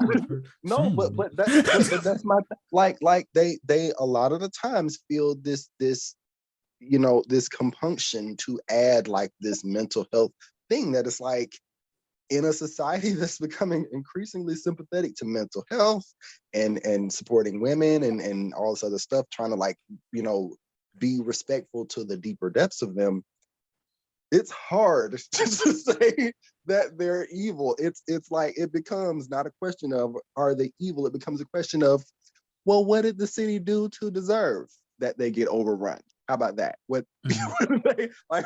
How did they make her mad? And what did they do to deserve that?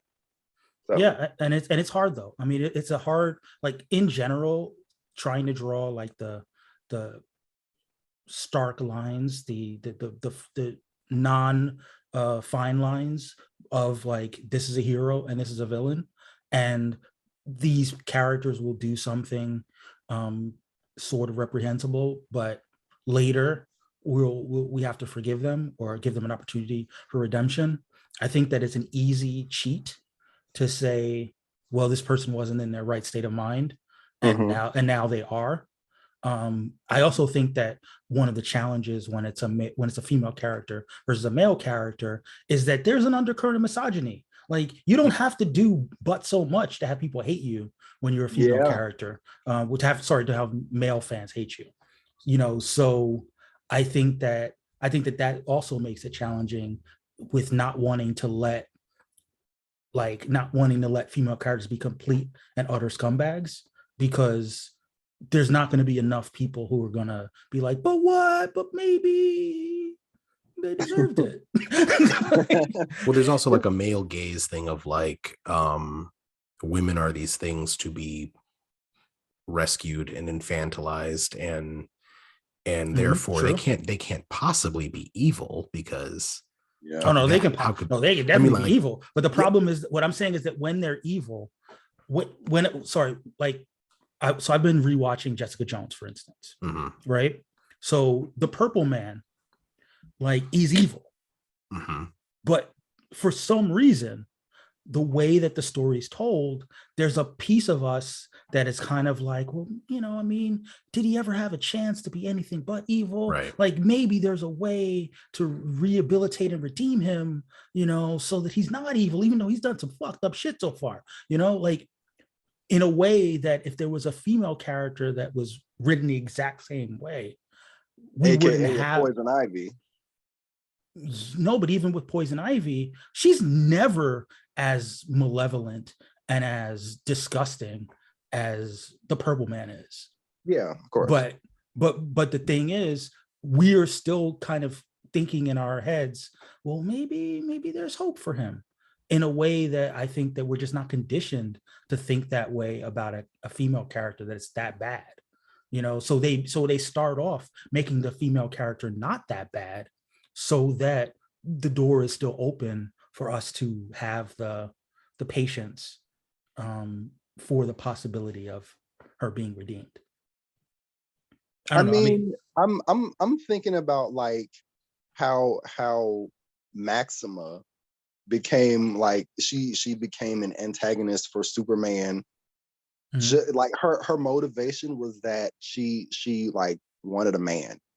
and then Livewire, when she, like, I think in the comics, her motivation was like when she became this electrical elemental and stuff, and like she was controlling the airwaves of what was programming on TV, and was like, we're gonna show you all feminist TV shows, and it's like, oh no, Superman, stop her. Like it wasn't really matching up to a Lex Luthor or something like that. So yeah, I mean, I think two things can be true. I really do think that it's like a lot of this is like a need to believe that women are somehow, I mean, at the same time, from a misogynistic standpoint, it is like a thing that like there's a hatred obviously for women on some level, but it's also like a thing of like, but also women are inherently not capable of being pure evil. Like they must be manipulated by something else.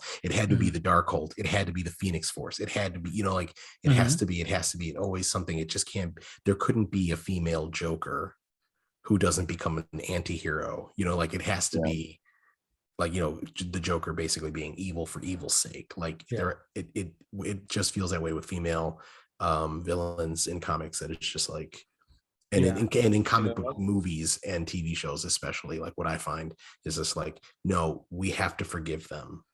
That is like a trope at this point. We must forgive the female villain. Yeah, I mean, I'm trying to think of like the one that comes immediately to mind as someone that we don't like, that isn't the victim of some sort of malevolent force, would be like Hela, for instance, in the Thor movies. Exactly. But then weirdly enough, and to be fair, this happens for like the male villains as well, where it's like, but she's just awesome. she's just a badass. Like, yeah. Like, also, that movie is misogynist in a whole other way, because they forgive the shit out of Odin, and like really punish Hela. Yeah, but they kill him Odin. They kill him like immediately though. Right, in a very peaceful way. I love you, my sons, and then I will fade away into glitter. Before we move on, Carlos. Yes, there is a female Joker right now that is Martha Wayne, and they are kind of making her into an anti-hero in Flashpoint Beyond. Of course, she's teaming up with Thomas Wayne to help save the universe or something. Like on some level, like, when I did that article for Agents of Fandom where I ranked the 36 Marvel villains, I did find that it was kind of a common thing to be like, and they were under the influence of this thing, and which is lame. Like it's just, to keep going back to that. Well, even characters like who didn't need it, like Yellow Jacket in Ant-Man, it's like the tech is making you unhinged. Like, no, can't he just be a tech asshole? And but I mean, it just seems like 100% of the women, except for I guess Hela, although again, Hela imprisoned by her father for millennia, like she has a gripe. Sure. Yeah. but to be, she had a gripe, but she had a gripe after, was dead already, and she was just like, oh well, good. That means I can go back to being in charge of Asgard, make Asgard great again. Yeah. um no, but I heard your point about Odin, but the thing is, we don't like Odin. We never like Odin. We know Odin's an asshole. We know he's a bad dad. We know he pit his sons against each other and didn't tell his adoptive son that he was adopted. Yeah. And then, but then still made him believe that he can inherit the throne, even though he was constantly telling him he couldn't. And then when he turned evil, he was like, why did he turn evil? You know what I'm saying? So it's like, fault. it's like low key, like in a way, like a lot of what low key, what we do with low key is what like a lot of people do with female characters, female villains for that matter. It's like you give them such a sympathetic backstory. We allow for the fact that they have flaws, but we give them a sympathetic enough backstory to where we can kind of forgive them their transgressions. I guess in sort of a similar vein, you have to consider like what it takes to be considered a true villain in this era. I guess like if you're just destroying property, like I don't know, it's a very interesting line that's drawn, because like if you're beating up cops and stuff, you got a strain of fans who are gonna be like, yep, ACAB, oh well, it's what it is. And it's just, you can't really feel sympathetic. But like, the extremes that the character would have to go to be considered a villain, then you like, okay, now I don't want to actually read about that character anymore. Like they're, they're cannibals or whatever, and it's like you can't really feel like you want to even be in. So I mean, it's I understand that it's a difficult line to sort of walk, but I don't know. I guess just people, when they're writing these stories and stuff and trying to make a compelling villain, sometimes they're just gonna be like, I mean, they can be doing things that are unlawful, illegal, without necessarily going to the extremes. And it's okay if people kind of like them. It's fine, just as long as they're like, at least you can sort of draw the line of where they're supposed to be at. And okay, fine, I understand Batman has to put her away, but she had a good time when she was out there. Oh well, right, at least we had fun. What's interesting too is like there's the I think everyone like in their, I guess like they're learned, we learn these patterns narratively, and I think that's what so many people are grasping onto with Killmonger, with like the idea that like had he lived, he totally would be Black Panther by BP3, like had the redemption arc was there for him. But like he just, because he dies and he's like, I don't want to be in prison, like just let me die. His story ends there in a way that like we're used to the turn, and it just doesn't quite get there with him. And the Killmonger character is interesting because as a longtime Black Panther reader, like I like the comic book version of Black Panther, comic book version of Killmonger, because of how cool of a recurring villain he is. Like I acknowledge that the movie version of Killmonger is an awesome movie character. Yeah. But as a recurring character, like exists in comics as an arch nemesis, right? It's harder because of, like you said, they seem to be laying out a redemptive arc for him in a way that the comic character doesn't have that redemptive quality. The comic character is like, he even if you graft in those other revolutionary elements of of the movie version, inherent in inherent in Killmonger is this idea that it's like he's kind of been corrupted by Western culture. That he's like wronged by the Wakandan family. That too, but I mean in terms of like his character, like he wants to turn Wakanda into a Western style nation. Like Yeah. he wants to use Wakandan resources to make them like a capitalist, like hardcore capitalist. Like, you know what I mean? Like he's not about the people as much as he would like to profess himself to be. He's about turning Wakanda into the thing that they set themselves apart from, you know. And while in the movies it's just about, oh, we want to create this dynasty or this dynasty, depending on, you know, what part of the world you live in. Like we want to turn Wakanda from this country that hid themselves from colonization into the best colonizers. That's one aspect of Killmonger. But the other aspect that sort of on an ongoing basis is that no, we want Wakanda to be the most capitalist, the most like all the evil. We want to show you that we can outwhite the whites. Like everything that they do, we can do just as well, if not better. We can out colonize them. Yeah, exactly. And why? So even, and you know, again, he like, it used to be canon, I don't know if it still is, that Killmonger has always defeats T'Challa in single combat. You know, that's his win, that he just can kick T'Challa's ass anytime he wants. but you know, he's just, in his character, is flawed and is just not, doesn't have the right material to be the king. Like so as cool of a villain in the MCU as Killmonger is, they gave him so much redemptiveness and so much sympathy that he couldn't be an ongoing villain for T'Challa. You know, not the same way that like Claw could be. You know, Claw is just, he's almost the perfect recurring Black Panther villain. He is, and that's why it sucks that they killed him off in his first appearance. Well, that's also why it's my headcanon that he has a son that can follow on the family business. So you just bring another charismatic young South African to be like, I want to do everything my dad did. I also have a SoundCloud.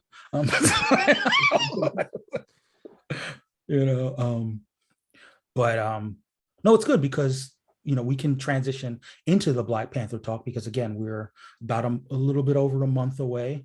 You know, that strong rumors that some of you might have tickets by the time you listen to this show. Do you guys want to talk a little bit about what, you know, without spoiling things, just kind of what we think the pop culture ramifications of the Wakanda Forever movie will be? I guess I'll start with you, Shaun, you know, as the non-Black person, Black and or Latino person, the least skin in the game, so to speak, with respect to Wakanda Forever. Well, I don't know if you guys have heard, but online, Phase 4 has ruined the MCU, so obviously it's gonna bomb. Oh yeah, I heard that. Not enough. What's his name? Not enough Martin Freeman for your taste, right? Everett K. Ross, solo project when.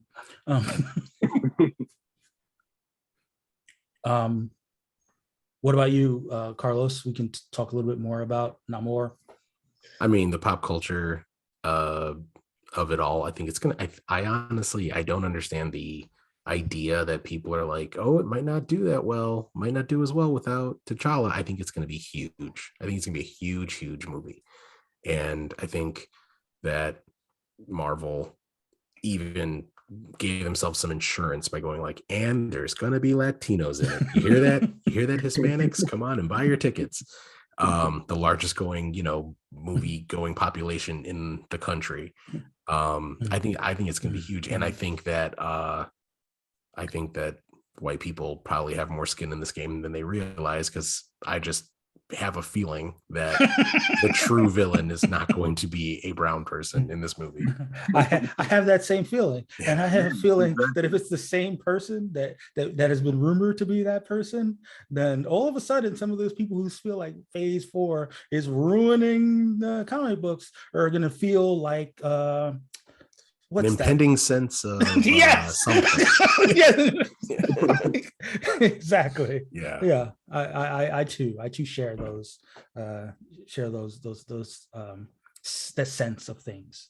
And Randy will let you cook about all the Black characters that are about to get a potential glow up. Look, the fact of the matter is, T'Challa is a great character, and long may he reign, and may Chadwick Boseman rest in power. That's lovely. However, without T'Challa, we still have Shuri. We now have Riri, Ironheart. We still have Okoye. We have Anika and Ayo. Everybody knows that as much as we love the Panther himself, we love the Dora Milaje. That's undeniable. I know we're gonna have Queen Ramonda being great. We're gonna have, you know, the leading cast from Talokan. We're gonna have, and like and as much as people like to kind of stick on the fact that Black people like Black heroes and Latino people like Latino heroes, like we love on each other too. Like if we see each other being great, then that's like it pleases my melon. It makes you happy. Just, you know. So I don't feel like the movie is gonna miss out nearly as much as a lot of folks want to speculate. You know, Chadwick Boseman was not the only draw, and not necessarily the main draw. Like, you know, people kind of criticized his character and felt like he was, you know, anytime he didn't quite line up with what the Black women in his life were saying, they were like, you kind of messed up on that. You could have did better on that. So, you know, I feel like there's going to be a lot more going on here, and just so much more to appreciate than a lot of folks are giving credit for. Yeah, I can agree with that. And you know, the characters that you named, these were all characters whose I felt like their profiles increased in, you know, in a measurable way from the first Black Panther movie. You know, Okoye existed in the books, but she didn't become a household name until the Black Panther film. You know, it still remains to be seen what the long-term plan is for Nakia. You know, I hope there's a plan for her.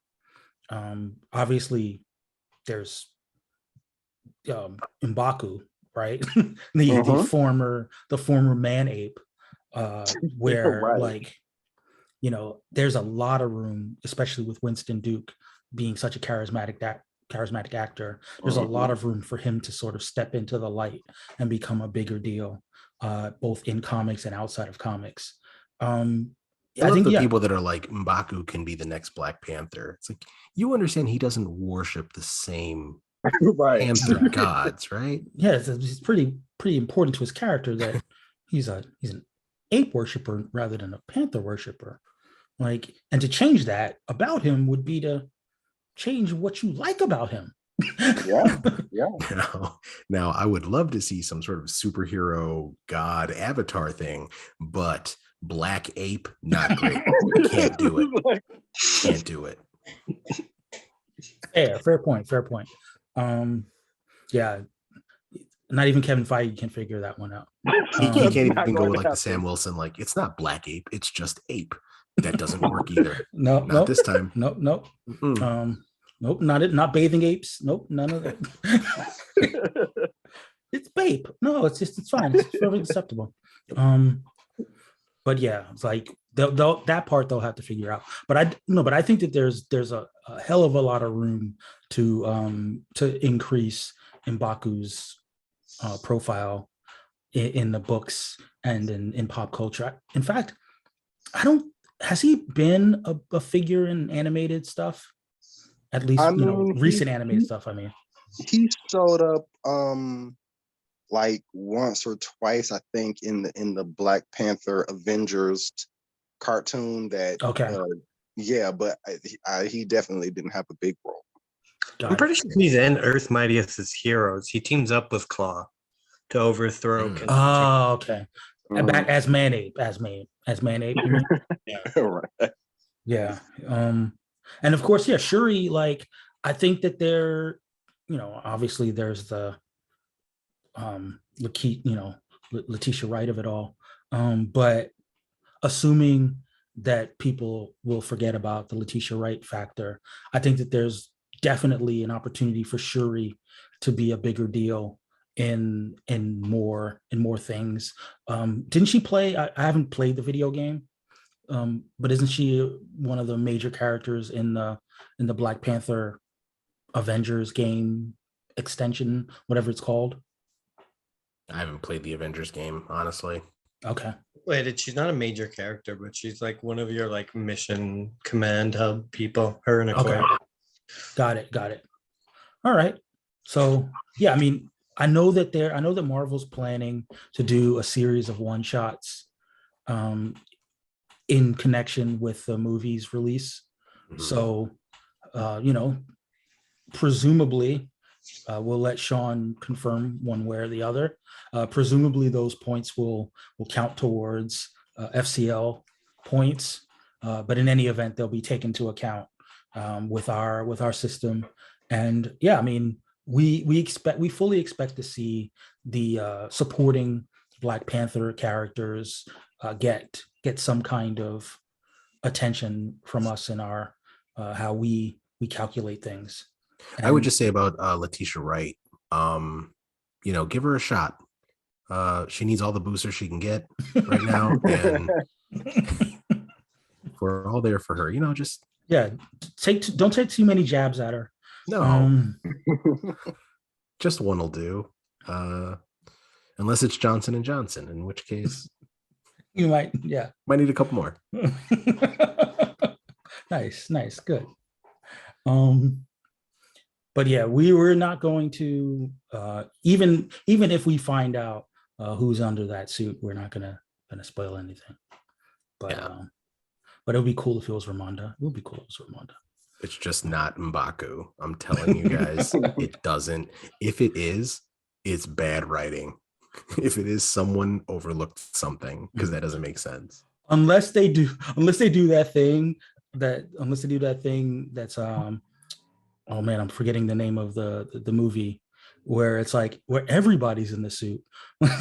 Right. It's like I am Black Panther. No, I am Black Panther, and like it's like 12 different Black Panthers. Yeah, except that imagine it's like that scene, but it's like during the Crusades, and you have all these Jews and Muslims being like, "And I'm Christian too." No, it's sacrilegious. M'Baku doesn't worship Bast.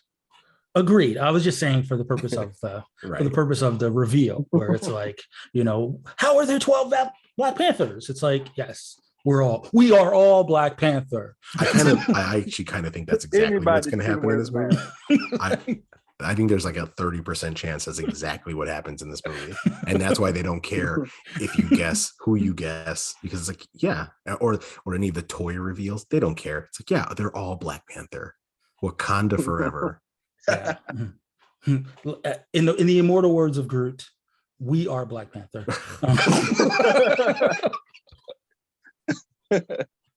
Oh man. All right. So I guess we'll leave it there in terms of racial draft business. We were kind of like teetering on racial draft business. Next week, we'll actually have some picks. Do you guys have any final words as far as what you'd like to see from the first round of the racial draft? I'll start with you, Shaun. Yeah, I want to see Bat Family, Mutants, the Flash Family. All in the first round? Wow, these are the ones I want to see. Okay, fair enough. All of them. What about you, Carlos? I'll say this, and then I've got to peace out for the night. I want to see Dazzler, Blade, Cyborg. I want to see all of the great first round picks that have been made. I want them to all make a comeback because Latinx is drafting 10th. So Dazzler, guys, originally a Black character, Randy. so. You don't want to catch that heat on the internet. The very popular Dazzler character. All right, good night, guys. I'm out of here. All right. Yeah. And Randy, what would you like to see? I mean, I agree with Carlos. I would like for y'all to pick like Domino or somebody like that. I mean, just really let it go, guys. Don't have too much pressure, and I will bear the burden of taking the draft seriously. So, Well, I, of course, would like to see all of the chalk top characters get selected right off the bat. And I would like to see awesome backstories for these characters, particularly from the newer delegates and the newer delegations, because last season there was a lot of slacking with respect to the backstories, and the backstories are some of the coolest parts of the racial draft. So I'd like to see that play out in the early rounds, and I definitely want to see some cool Bruce Wayne, Black Panther stuff. Additionally, I would like to hear more from you, listeners. I would like to hear your feedback. We're gonna, set aside some time next week to hear amplify, if you will, some of the voices of the listeners and the people following us on social media, on Facebook, on Instagram, and on Twitter. So follow us there and make your voices heard so that we can, hear you out and talk it through on our show. We will quickly run through the news of the week. There was a lot of news. And let's dive into that right now, guys. The biggest news of the story, let's say the biggest news, is that Deadpool is back. Yep. Officially. Not only is Deadpool back, he's bringing a friend. And that friend is Wolverine. So not just Wolverine as portrayed by Hugh Jackman. So Ryan Reynolds Deadpool, Hugh Jackman Wolverine 3. The logo has the Deadpool logo with the Wolverine claws. Shaun, Canadian amongst us. You're welcome. Because we gave you Ryan Reynolds. We gave you is Deadpool Canadian? Deadpool's Canadian. Yeah, Deadpool's Canadian. We gave you Wolverine. This is all us. Yeah, that's what I'm saying. This is your Wakanda forever right here. Everybody's gonna be doing the claws. So, what about you, Randy? I mean, it's pretty great. Like, I sort of it didn't seem like a logical conclusion. Like I wasn't like taking it for granted that it was going to happen. And so, Kevin Feige is just like he's just going down our bucket list. Just going down the fandom bucket list, like, oh yeah, you want this guy's back? Yeah, sure, by all means, have fun. So that's great. Yeah, let me find the release date. I believe it's supposed to be coming out September 6th, 2024. So, almost 2 years from now. So there's a lot of time for the hype campaign, but there's also a lot of time for Ryan Reynolds to keep giving us pop culture and giving us fun and games with the character and teasing other stuff. I mean, I happen to think that it will still be a bit of a multiverse story. I don't think it's going to take place in the proper MCU, but I do think that where it ends is with Deadpool in the proper MCU, or at least in the Secret War, or whatever you want to call it, the multiversal war. So we'll see how it plays out as the cast takes shape. I heard a rumor that some of the people from the previous Deadpool movies will be coming back. So that's good to hear. Maybe that will inform some of the racial drafting that we do, either in this season or in subsequent seasons. But, I'm looking forward to it. I think this is really good news. Unfortunately, with some of the good news also came a little bit of bad news. And that with regard to the Blade movie, that movie not only lost its director in Bassam Tariq, but currently, I believe it is no longer being held to its tentative date Doesn't mean that it's not going to be made at all. It just means that that they have to redate the movie. And there was a lot of chatter from different sources in the industry with respect to whether the movie, the script was where it needed to be. I know they're doing a page one rewrite of the script, which never bodes well. Which means that some of the things that had been leaked about what the plot of the movie is going to be may not stand up. But yeah, there was a lot of negativity around the Blade thing. Randy, do you have any thoughts about this sort of change with respect to the Blade movie? It's surprising that it's become public, for one. Typically, when we hear sort of public badness, it's coming from our distinguished competition. Sure, but sure.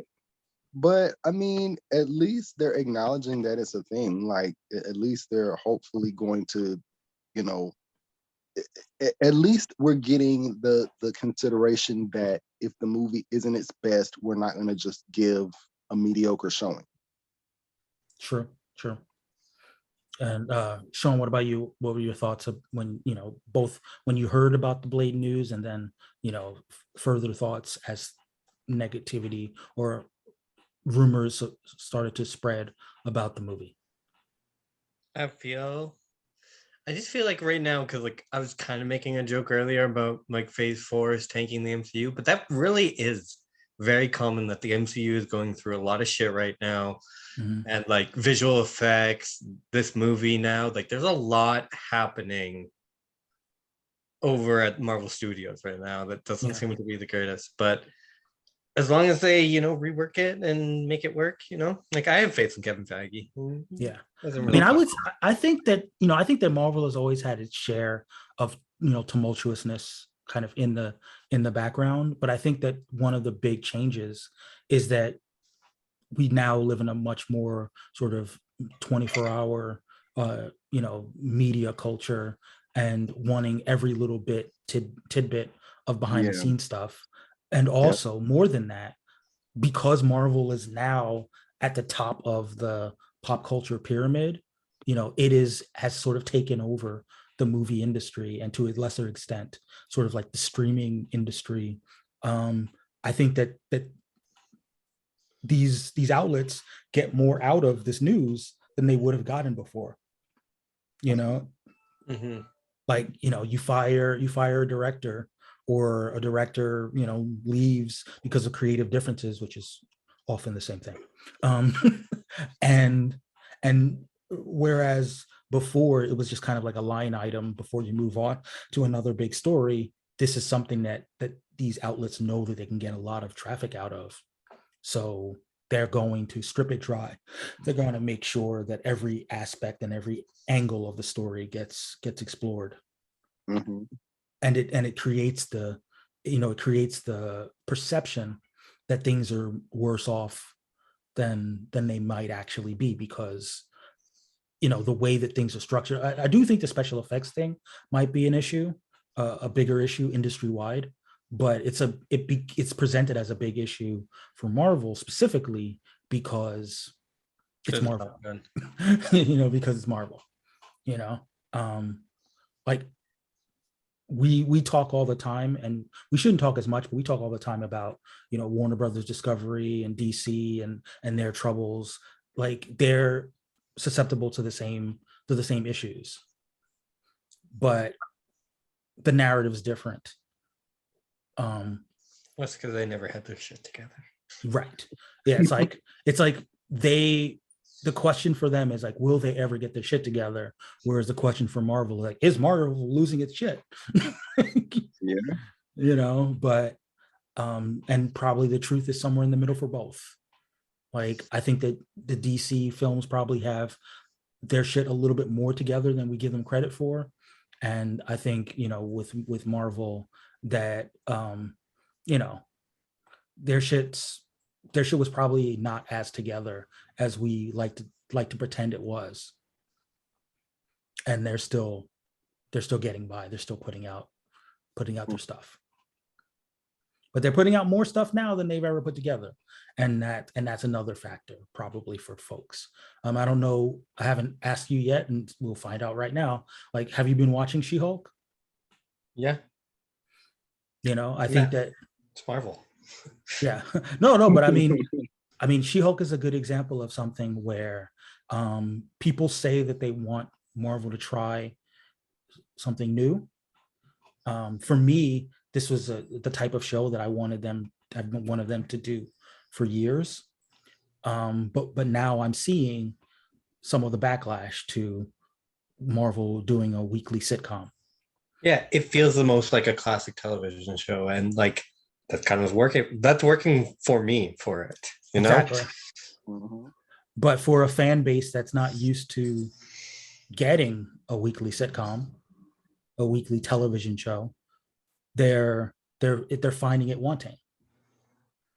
And again, it goes to the argument that people, for as much as people said that they wanted Marvel to deviate from its quote unquote formula, whenever Marvel deviates from the formula, there are people who are like, I don't know, I'm not really sure if this is. Yeah.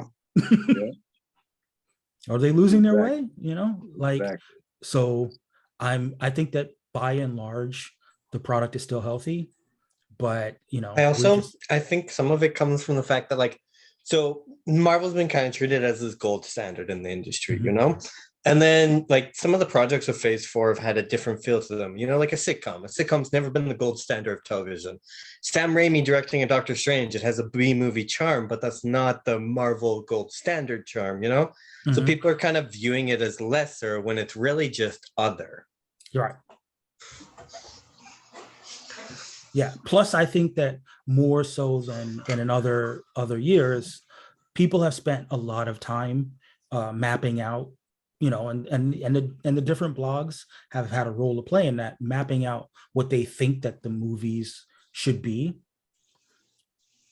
or the shows even, like earlier on, and getting attached to these versions of the projects that exist in their heads. And if they fall short of what these movies are in their imagination, or what these shows are in their imagination, then that's a negativity that they have to fight against. You agree, Randy? I do. Yeah. And look, I've been guilty of that myself. I try not to judge a thing harshly by not being the thing that I wanted it to be. But I get it. Like, you hear that they're doing, for an example, you hear that they're doing Thunderbolts, and you hear these competing perspectives of what they want the Thunderbolts to be, and then Marvel eventually gets around to telling you what Thunderbolts is. And if it's not what you and 12 of your other friends were saying that Thunderbolts should be, then there's a part of you that's going to be skeptical about it. Yeah, and I mean, we sort of have to sort of go in initially understanding that these are, I've kind of had this conversation the last couple of days on Twitter, but like, they're never going to do an exact replication of the comics. That's just known from the start. And so if you do get something that sort of resembles the comics, then that's great, but it's not guaranteed. It's not something that you should take for granted. And then even if that's like, even when they deviate, or they kind of give you something that will look drastically different from what you're familiar with, that's a starting point. That's not necessarily how it will end by the end of that movie. So there's always like sort of a bit of leeway that I try to give in terms of things not looking as I expect, because even though I'm not a hardcore Thunderbolts fan, I haven't read the Thunderbolts comics and stuff like that, but I've done a little bit of reading of the wikis So so I'm familiar with what characters are associated with that group. And I feel like for us to have that knowledge, the filmmakers have, greater access to that material. And so I don't think that they're purposely trying to ignore or downgrade or undermine the central mythos. It's just they have to kind of work within the confines of what they think can work within a certain time constraint. Mm-hmm. Yeah, and I think that unlike the comics, which have the option to kind of ignore when a big event is happening or a big event is being built up, that's less likely to happen in the movies. Right. Not that it doesn't happen, but that's like people are much more attached to the how does this fit into the big story. So particularly with a movie, doing a standalone project is a little bit more fraught. So given that reality, I think that there's a push creatively to say, all right, how can we tie this project into what we've already been doing? And I think that does inform the choices that they make with respect to how they adapt a project. How is it informed by what came before, and how does it potentially open the door to new storylines that are going to be written, that are going to build off from that? Yeah. So I think when you take that into account and you don't make the comics your guiding light, I think that it becomes a little bit less surprising when these choices are different from what happens in a comic that might have been written 30 years ago. Speaking of a comic that's been written quite a while ago, that's not quite where it where it would be, Armor Wars. Armor Wars, the comic, I don't remember when that was written, but that was it was the 90s, wasn't it? 90s, yeah. I was gonna say the 90s, yeah. too. But the Armor Wars, formerly Disney Plus series, is now the Armor Wars movie. Does not have a date on the calendar, but it is. We don't think that they're going to change the story that much, but it's still going to feature James Rhodes. It's still going to somewhat tie into Tony Stark's technology falling into the wrong hands. But we've never really known more than that. And, when I heard this story, I gotta admit, the first thing that I thought was, oh, so they didn't have enough story to turn Armor Wars into a 6-episode series. So they figured, let's just make it a movie. Did you not hear about the casting? What casting? Vision and Justin Hammer are going to be in it. And so a lot of people have been going, maybe it's the budget, because there's another big name that could possibly appear in this, and they wouldn't be able to get that kind of budget for Disney Plus. Interesting. I did not hear about the Vision, and I mean, Justin Hammer had been sort of swirling around as a rumor, but I didn't hear that either. Both of those things make sense, and while the budget thing is certainly something to consider, I still think that it's hard to compress a 6-hour story into a 2-hour story if you had 6 hours worth of story. So I think that it could be that they knew they wanted those characters in there, and that doing it as a movie would make it more economically viable. But even when they first announced the project, I was thinking to myself, like, what could be their story? What would be compelling, particularly in the time frame that we're in? I mean, we already have Secret Invasion, which is a much more compelling concept that we think that they could stretch out or not even stretch out, but tell a 6-hour story, a spy story.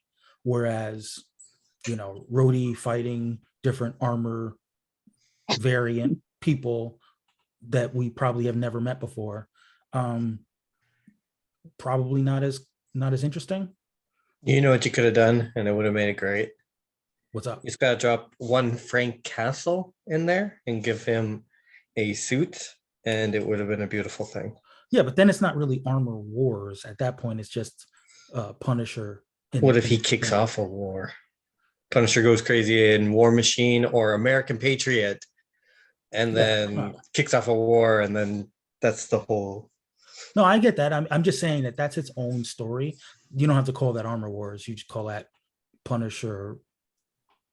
Punisher versus Punisher versus War Machine. yeah, much better name, much better title. You know what I mean? Like, but yeah, like it's like it's an armor war, if you will. But no, I mean, I think it's just one of those things that there are different ways that you could conceptualize the show to exist, but then you have to ask yourself, like, would it be enough of a story, enough of a big deal to get you hyped up? And from a movie perspective, I still have that concern.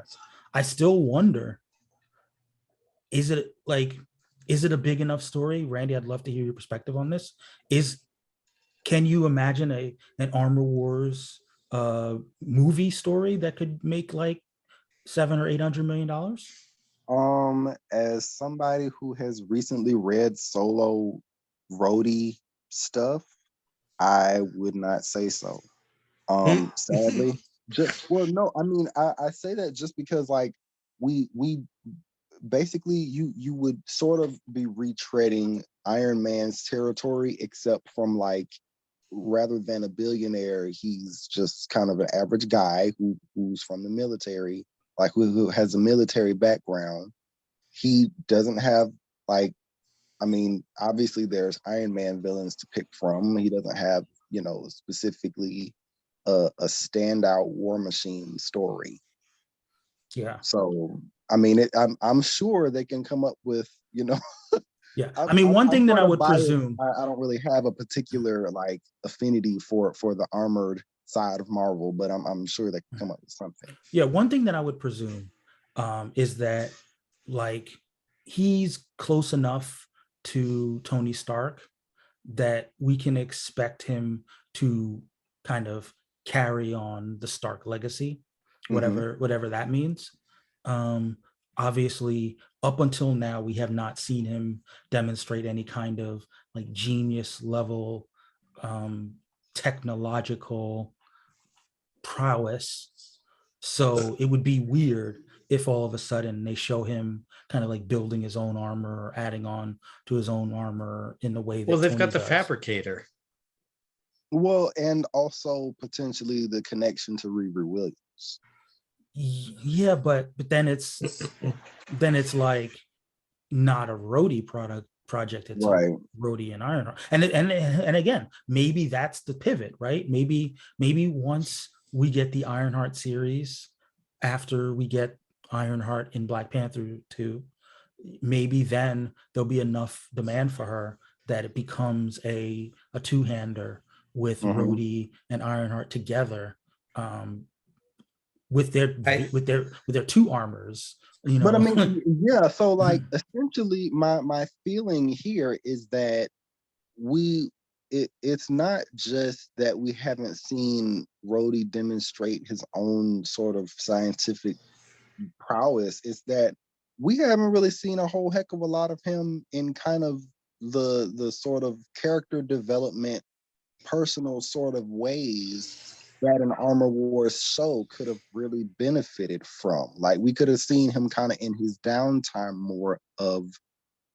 we just didn't really get to see him in that light. We kind of see him as, like, he's suiting up, or he's, was doing the physical therapy thing after he was injured. Like, that's sort of all we got from him, and meeting up with Sam at the memorial thing. Like, I mean, we don't really get to see him in his downtime to really root for him as a hero. Yeah, I mean, the irony of Rhodey is that he's changed and evolved a lot in the Yes. MCU, but it's Yes. all happened off screen. Mm-hmm. Like Exactly. he's gone. He's like, if you chart where Rhodey was in the first Iron Man movie to where Rhodey presumably is, when we see him in Secret Invasion, Yeah. there's He's a lot. whole different person. Yeah. Literally, yes. But there's a lot. There would have been a lot that his character could have gone through, particularly the whole like been paralyzed, physical therapy, Right. aspect of his character. Right. But they chose not to tell that story because I don't think they ever thought that he was going to get a solo story. They essentially have decided up until this point that he was not worth the sort of deeper character dive. Right. And it's for that reason that I think it's unlikely that this is going to be a deeper character dive either. Yeah, sadly, yeah. Like, I think that he's going to have a role to play as a protagonist, but I don't think the story is going to be about him in his journey as much as it's going to be about him doing a thing for Stark and for Stark's memory. Yeah, sadly, yeah. And because of that, not to say that I'm not interested and fascinated with the route that they want to go, but I am very I feel more cautious than hyped about this one. Yes, specifically from the perspective of a James Rhodes led project. Right. Now, if they do decide to go the route, like you said, where it's Rhodey and Riri, like like a kind of like an older, younger, generational. That gives some room for some character development that is sorely missing from the character. We have not got to see him in downtime, kind of just human moments. We just haven't, and you can't just take for granted, oh, okay, well, it's Don Cheadle. People like the character. People like Don Cheadle. They're just gonna see, like, he's great. but plus it'll give Don Cheadle the ability, he's a little bit an older guy.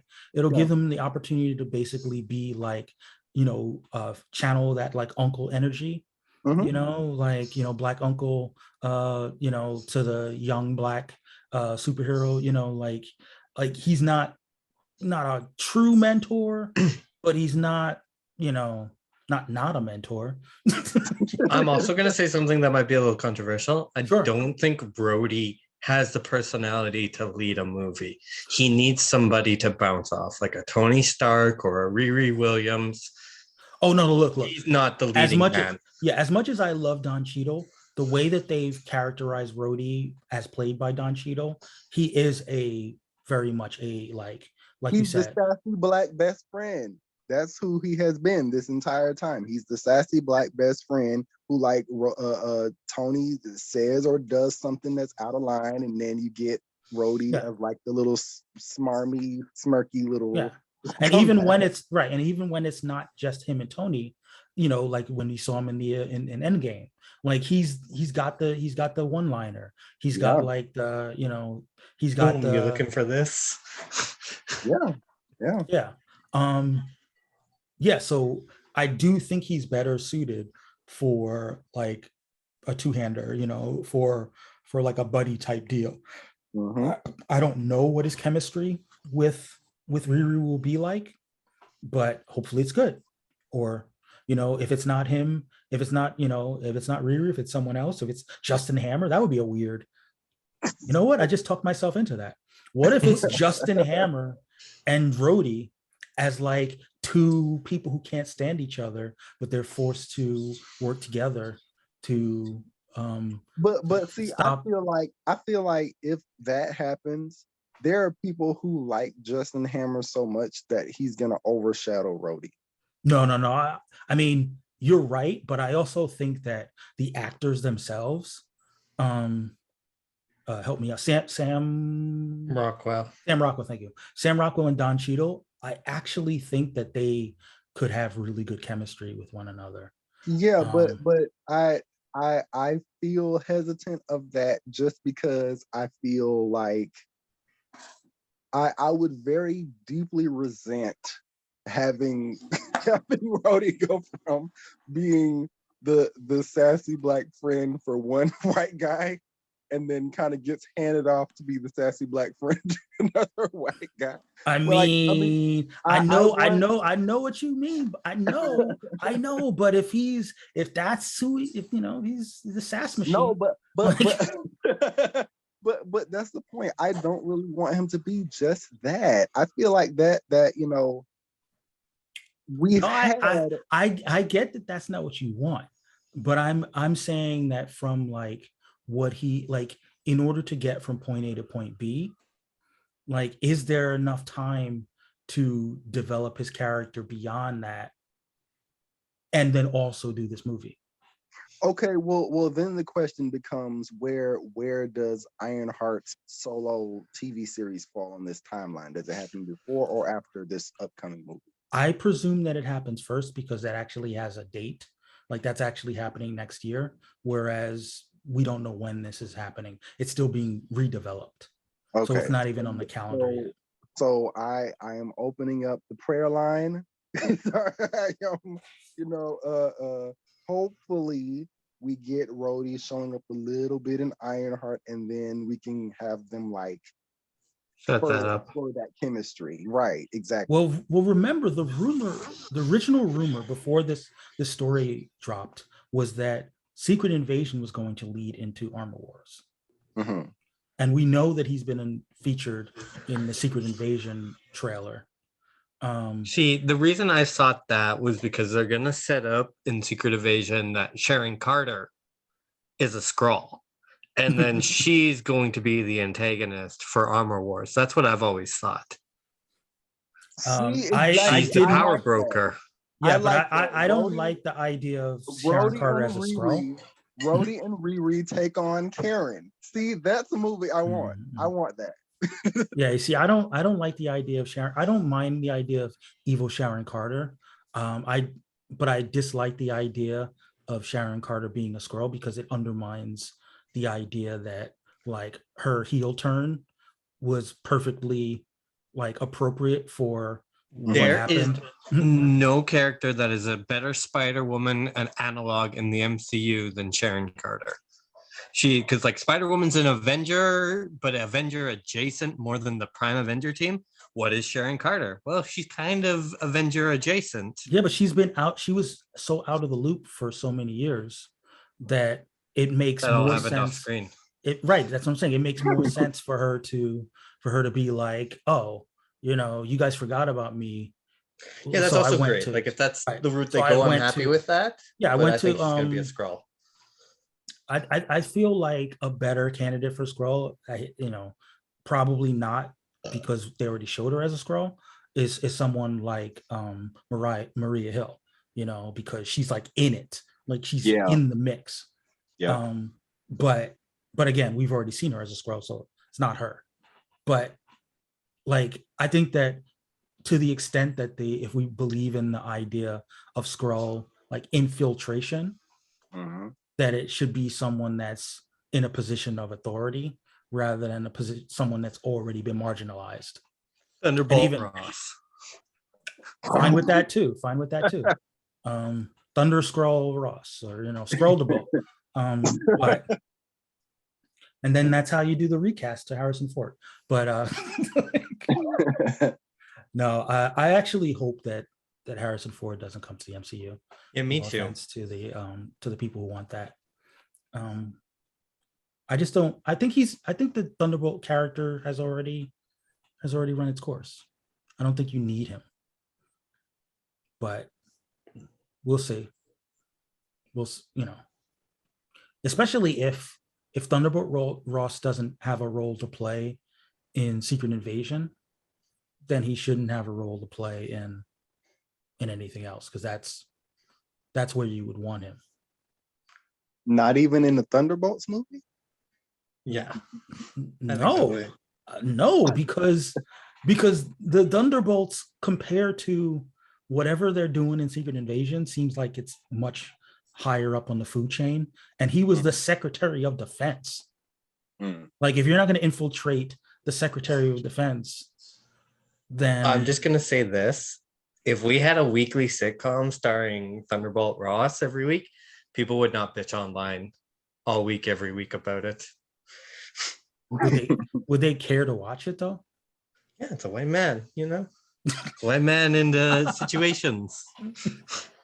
And South. he's a white man that is in a position of power and gets And he could angry. turn into a Hulk. Yeah. Right.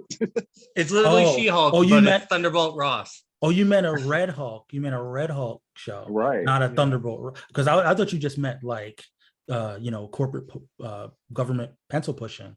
Which That's what he's Absolutely doing, but then not. he turns into a Hulk every now and then. Breaks a lot of desks. It's a recurring joke. Yeah, no, I think you're right. I think if it was a Red Hulk Thunderbolt Raw show, people would find a way to see the humor in it, much like Agents of Shield. But Aw. I like Agents of Shield. I am a pro Agents of Shield person, but it didn't get hated on to the extent that She-Hulk's getting hated on. That's true. Yeah. Nobody talked about it. But yeah, listen. As far as the Marvel stuff, those were the big stories. This is a non-story, but I'll say it again. Hey guys, Black Panther 2 is long. That's right. It was a long, Good. lengthy movie. You know what they say about black movies, you know? But like seriously, Love and Thunder, we have a god butcher who doesn't butcher any gods. Multiverse of Madness, we go to one other fucking place in the multiverse. These movies have all been hampered because they've been short. So just make them long. Yeah. Now in all seriousness, I think that because those movies were supposed to come out in the summer and they were coming off of the pandemic and Marvel wanted to make a lot of money with those movies, I think that there's probably some data out there that says that, like, short movies, audiences probably go to see them more. The fact that they're also on Disney Plus, and there's probably some data on the shorter movies get watched more. Like, I think that there was probably some top down edicts with respect to those movies that, with respect to Black Panther, they're not going to pull that.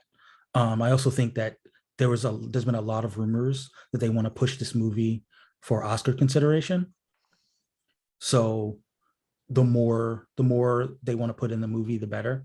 I think they're giving Ryan Coogler as much space as he wants as a filmmaker, in the hopes that the movie will A, make a lot of money, and B, get a lot of critical acclaim. And I think that could work to the movie's benefit, or it could end up with the movie being overbloated. I'm hoping that it's the former more so than the latter. I'm hoping that Ryan Coogler is, resists the urge to be indulgent. And I'm hoping that our emotions allow us to,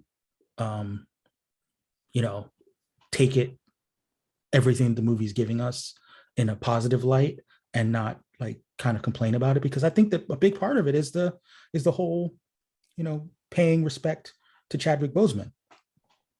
To the extent that there needs to be the real estate for us to do that and grapple with our feelings, it might take an hour. It really might take an hour out of the time of the movie for us to just accept that, all right, he's gone. These are our feelings, shed our tears, say our goodbyes, and then we'll get into like the meat of the movie. So if they need, 2 hours and 41 minutes to take us through that emotional roller coaster, it's something that a movie like Multiverse of Madness would need to do. So we shall see. But I'm gonna try to drop all my puns in there. Like I said, that I wanted to get to the meat of the long movie. Anything else, Randy? Got any more puns for us? The well is dry at the moment. Well, I just hope that it's a deep filling foray into the Black experience, you know?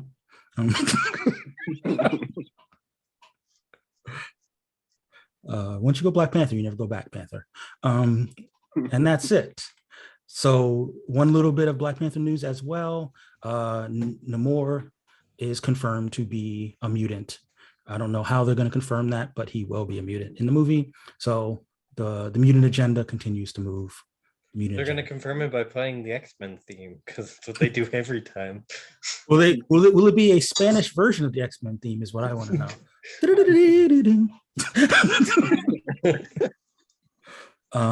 Yes.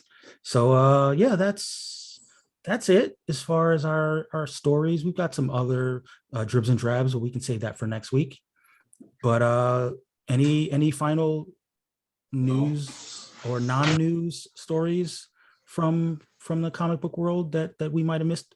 Next week, just so you know, will be New York Comic Con, so I'm sure there will be a lot of stories that come out of New York Comic Con. I just want to say one thing. Judgment Day is the best comic book event that has existed since Hickman was writing the Avengers. So I don't know if you guys are reading that, but Kieran Gillen is killing it. Yeah. I haven't read every single tie-in, but I've been reading the story, and it's pretty great. It's Kieran Gillen and Al Ewing basically writing an event, and it's like, what could go better? Yeah, that's a good point. And you know, we thought that they were just shoehorning in the Eternals, but the Eternals have never been more interesting. Yeah, that's it for me. What about you, Randy? I managed to get through my comic reading list pretty early this week, so yay me. I don't know what else to say. All right. Well, listeners, thank you for hanging on with us. This is a pretty long show. We're not going to try not to have these shows be Black Panther length, but you know, we'll do what we can.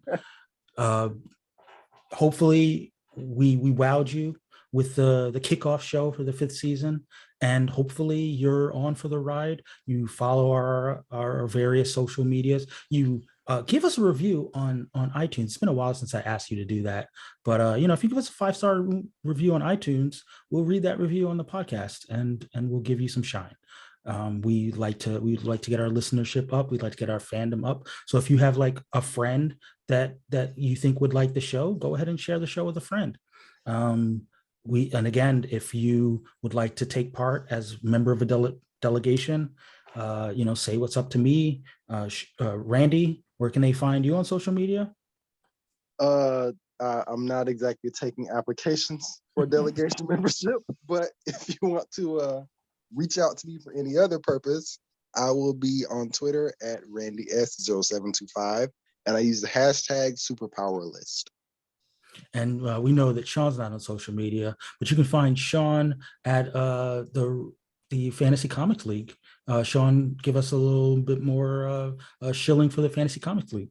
You can find us online at fantasycomicleague.com. We do weekly articles for both DC and Marvel characters. And then you can also find us on Twitter. Won't be me, but it'll be my co-host at Fantasy Comic LG. And you guys also have a podcast, right? Yes, you can find it on the fantasycomicleague.com. Cool. It's called the Fantasy Comic League. Nice. And yeah, you can find me on Twitter at MTFIII. You can find the podcast at Racial Drafts Pod on Twitter, racial.draft on Instagram, and Racial Draft at Facebook. And yeah, we'll be mostly responding on the Twitter, but we will be responsive everywhere. And yeah, again, on all the different podcast platforms, whether it's Apple Podcasts, Google Podcasts, Spotify, Anchor, which is our sort of home base. We'll be trying to check the feedback in all of those different places and trying to do the best that we can to be responsive to you guys and your fandom, because, you know, we're doing it for us, but we're also doing it a little bit for you. So, you know, we'll be responsive. So until next time, listeners, all things are possible.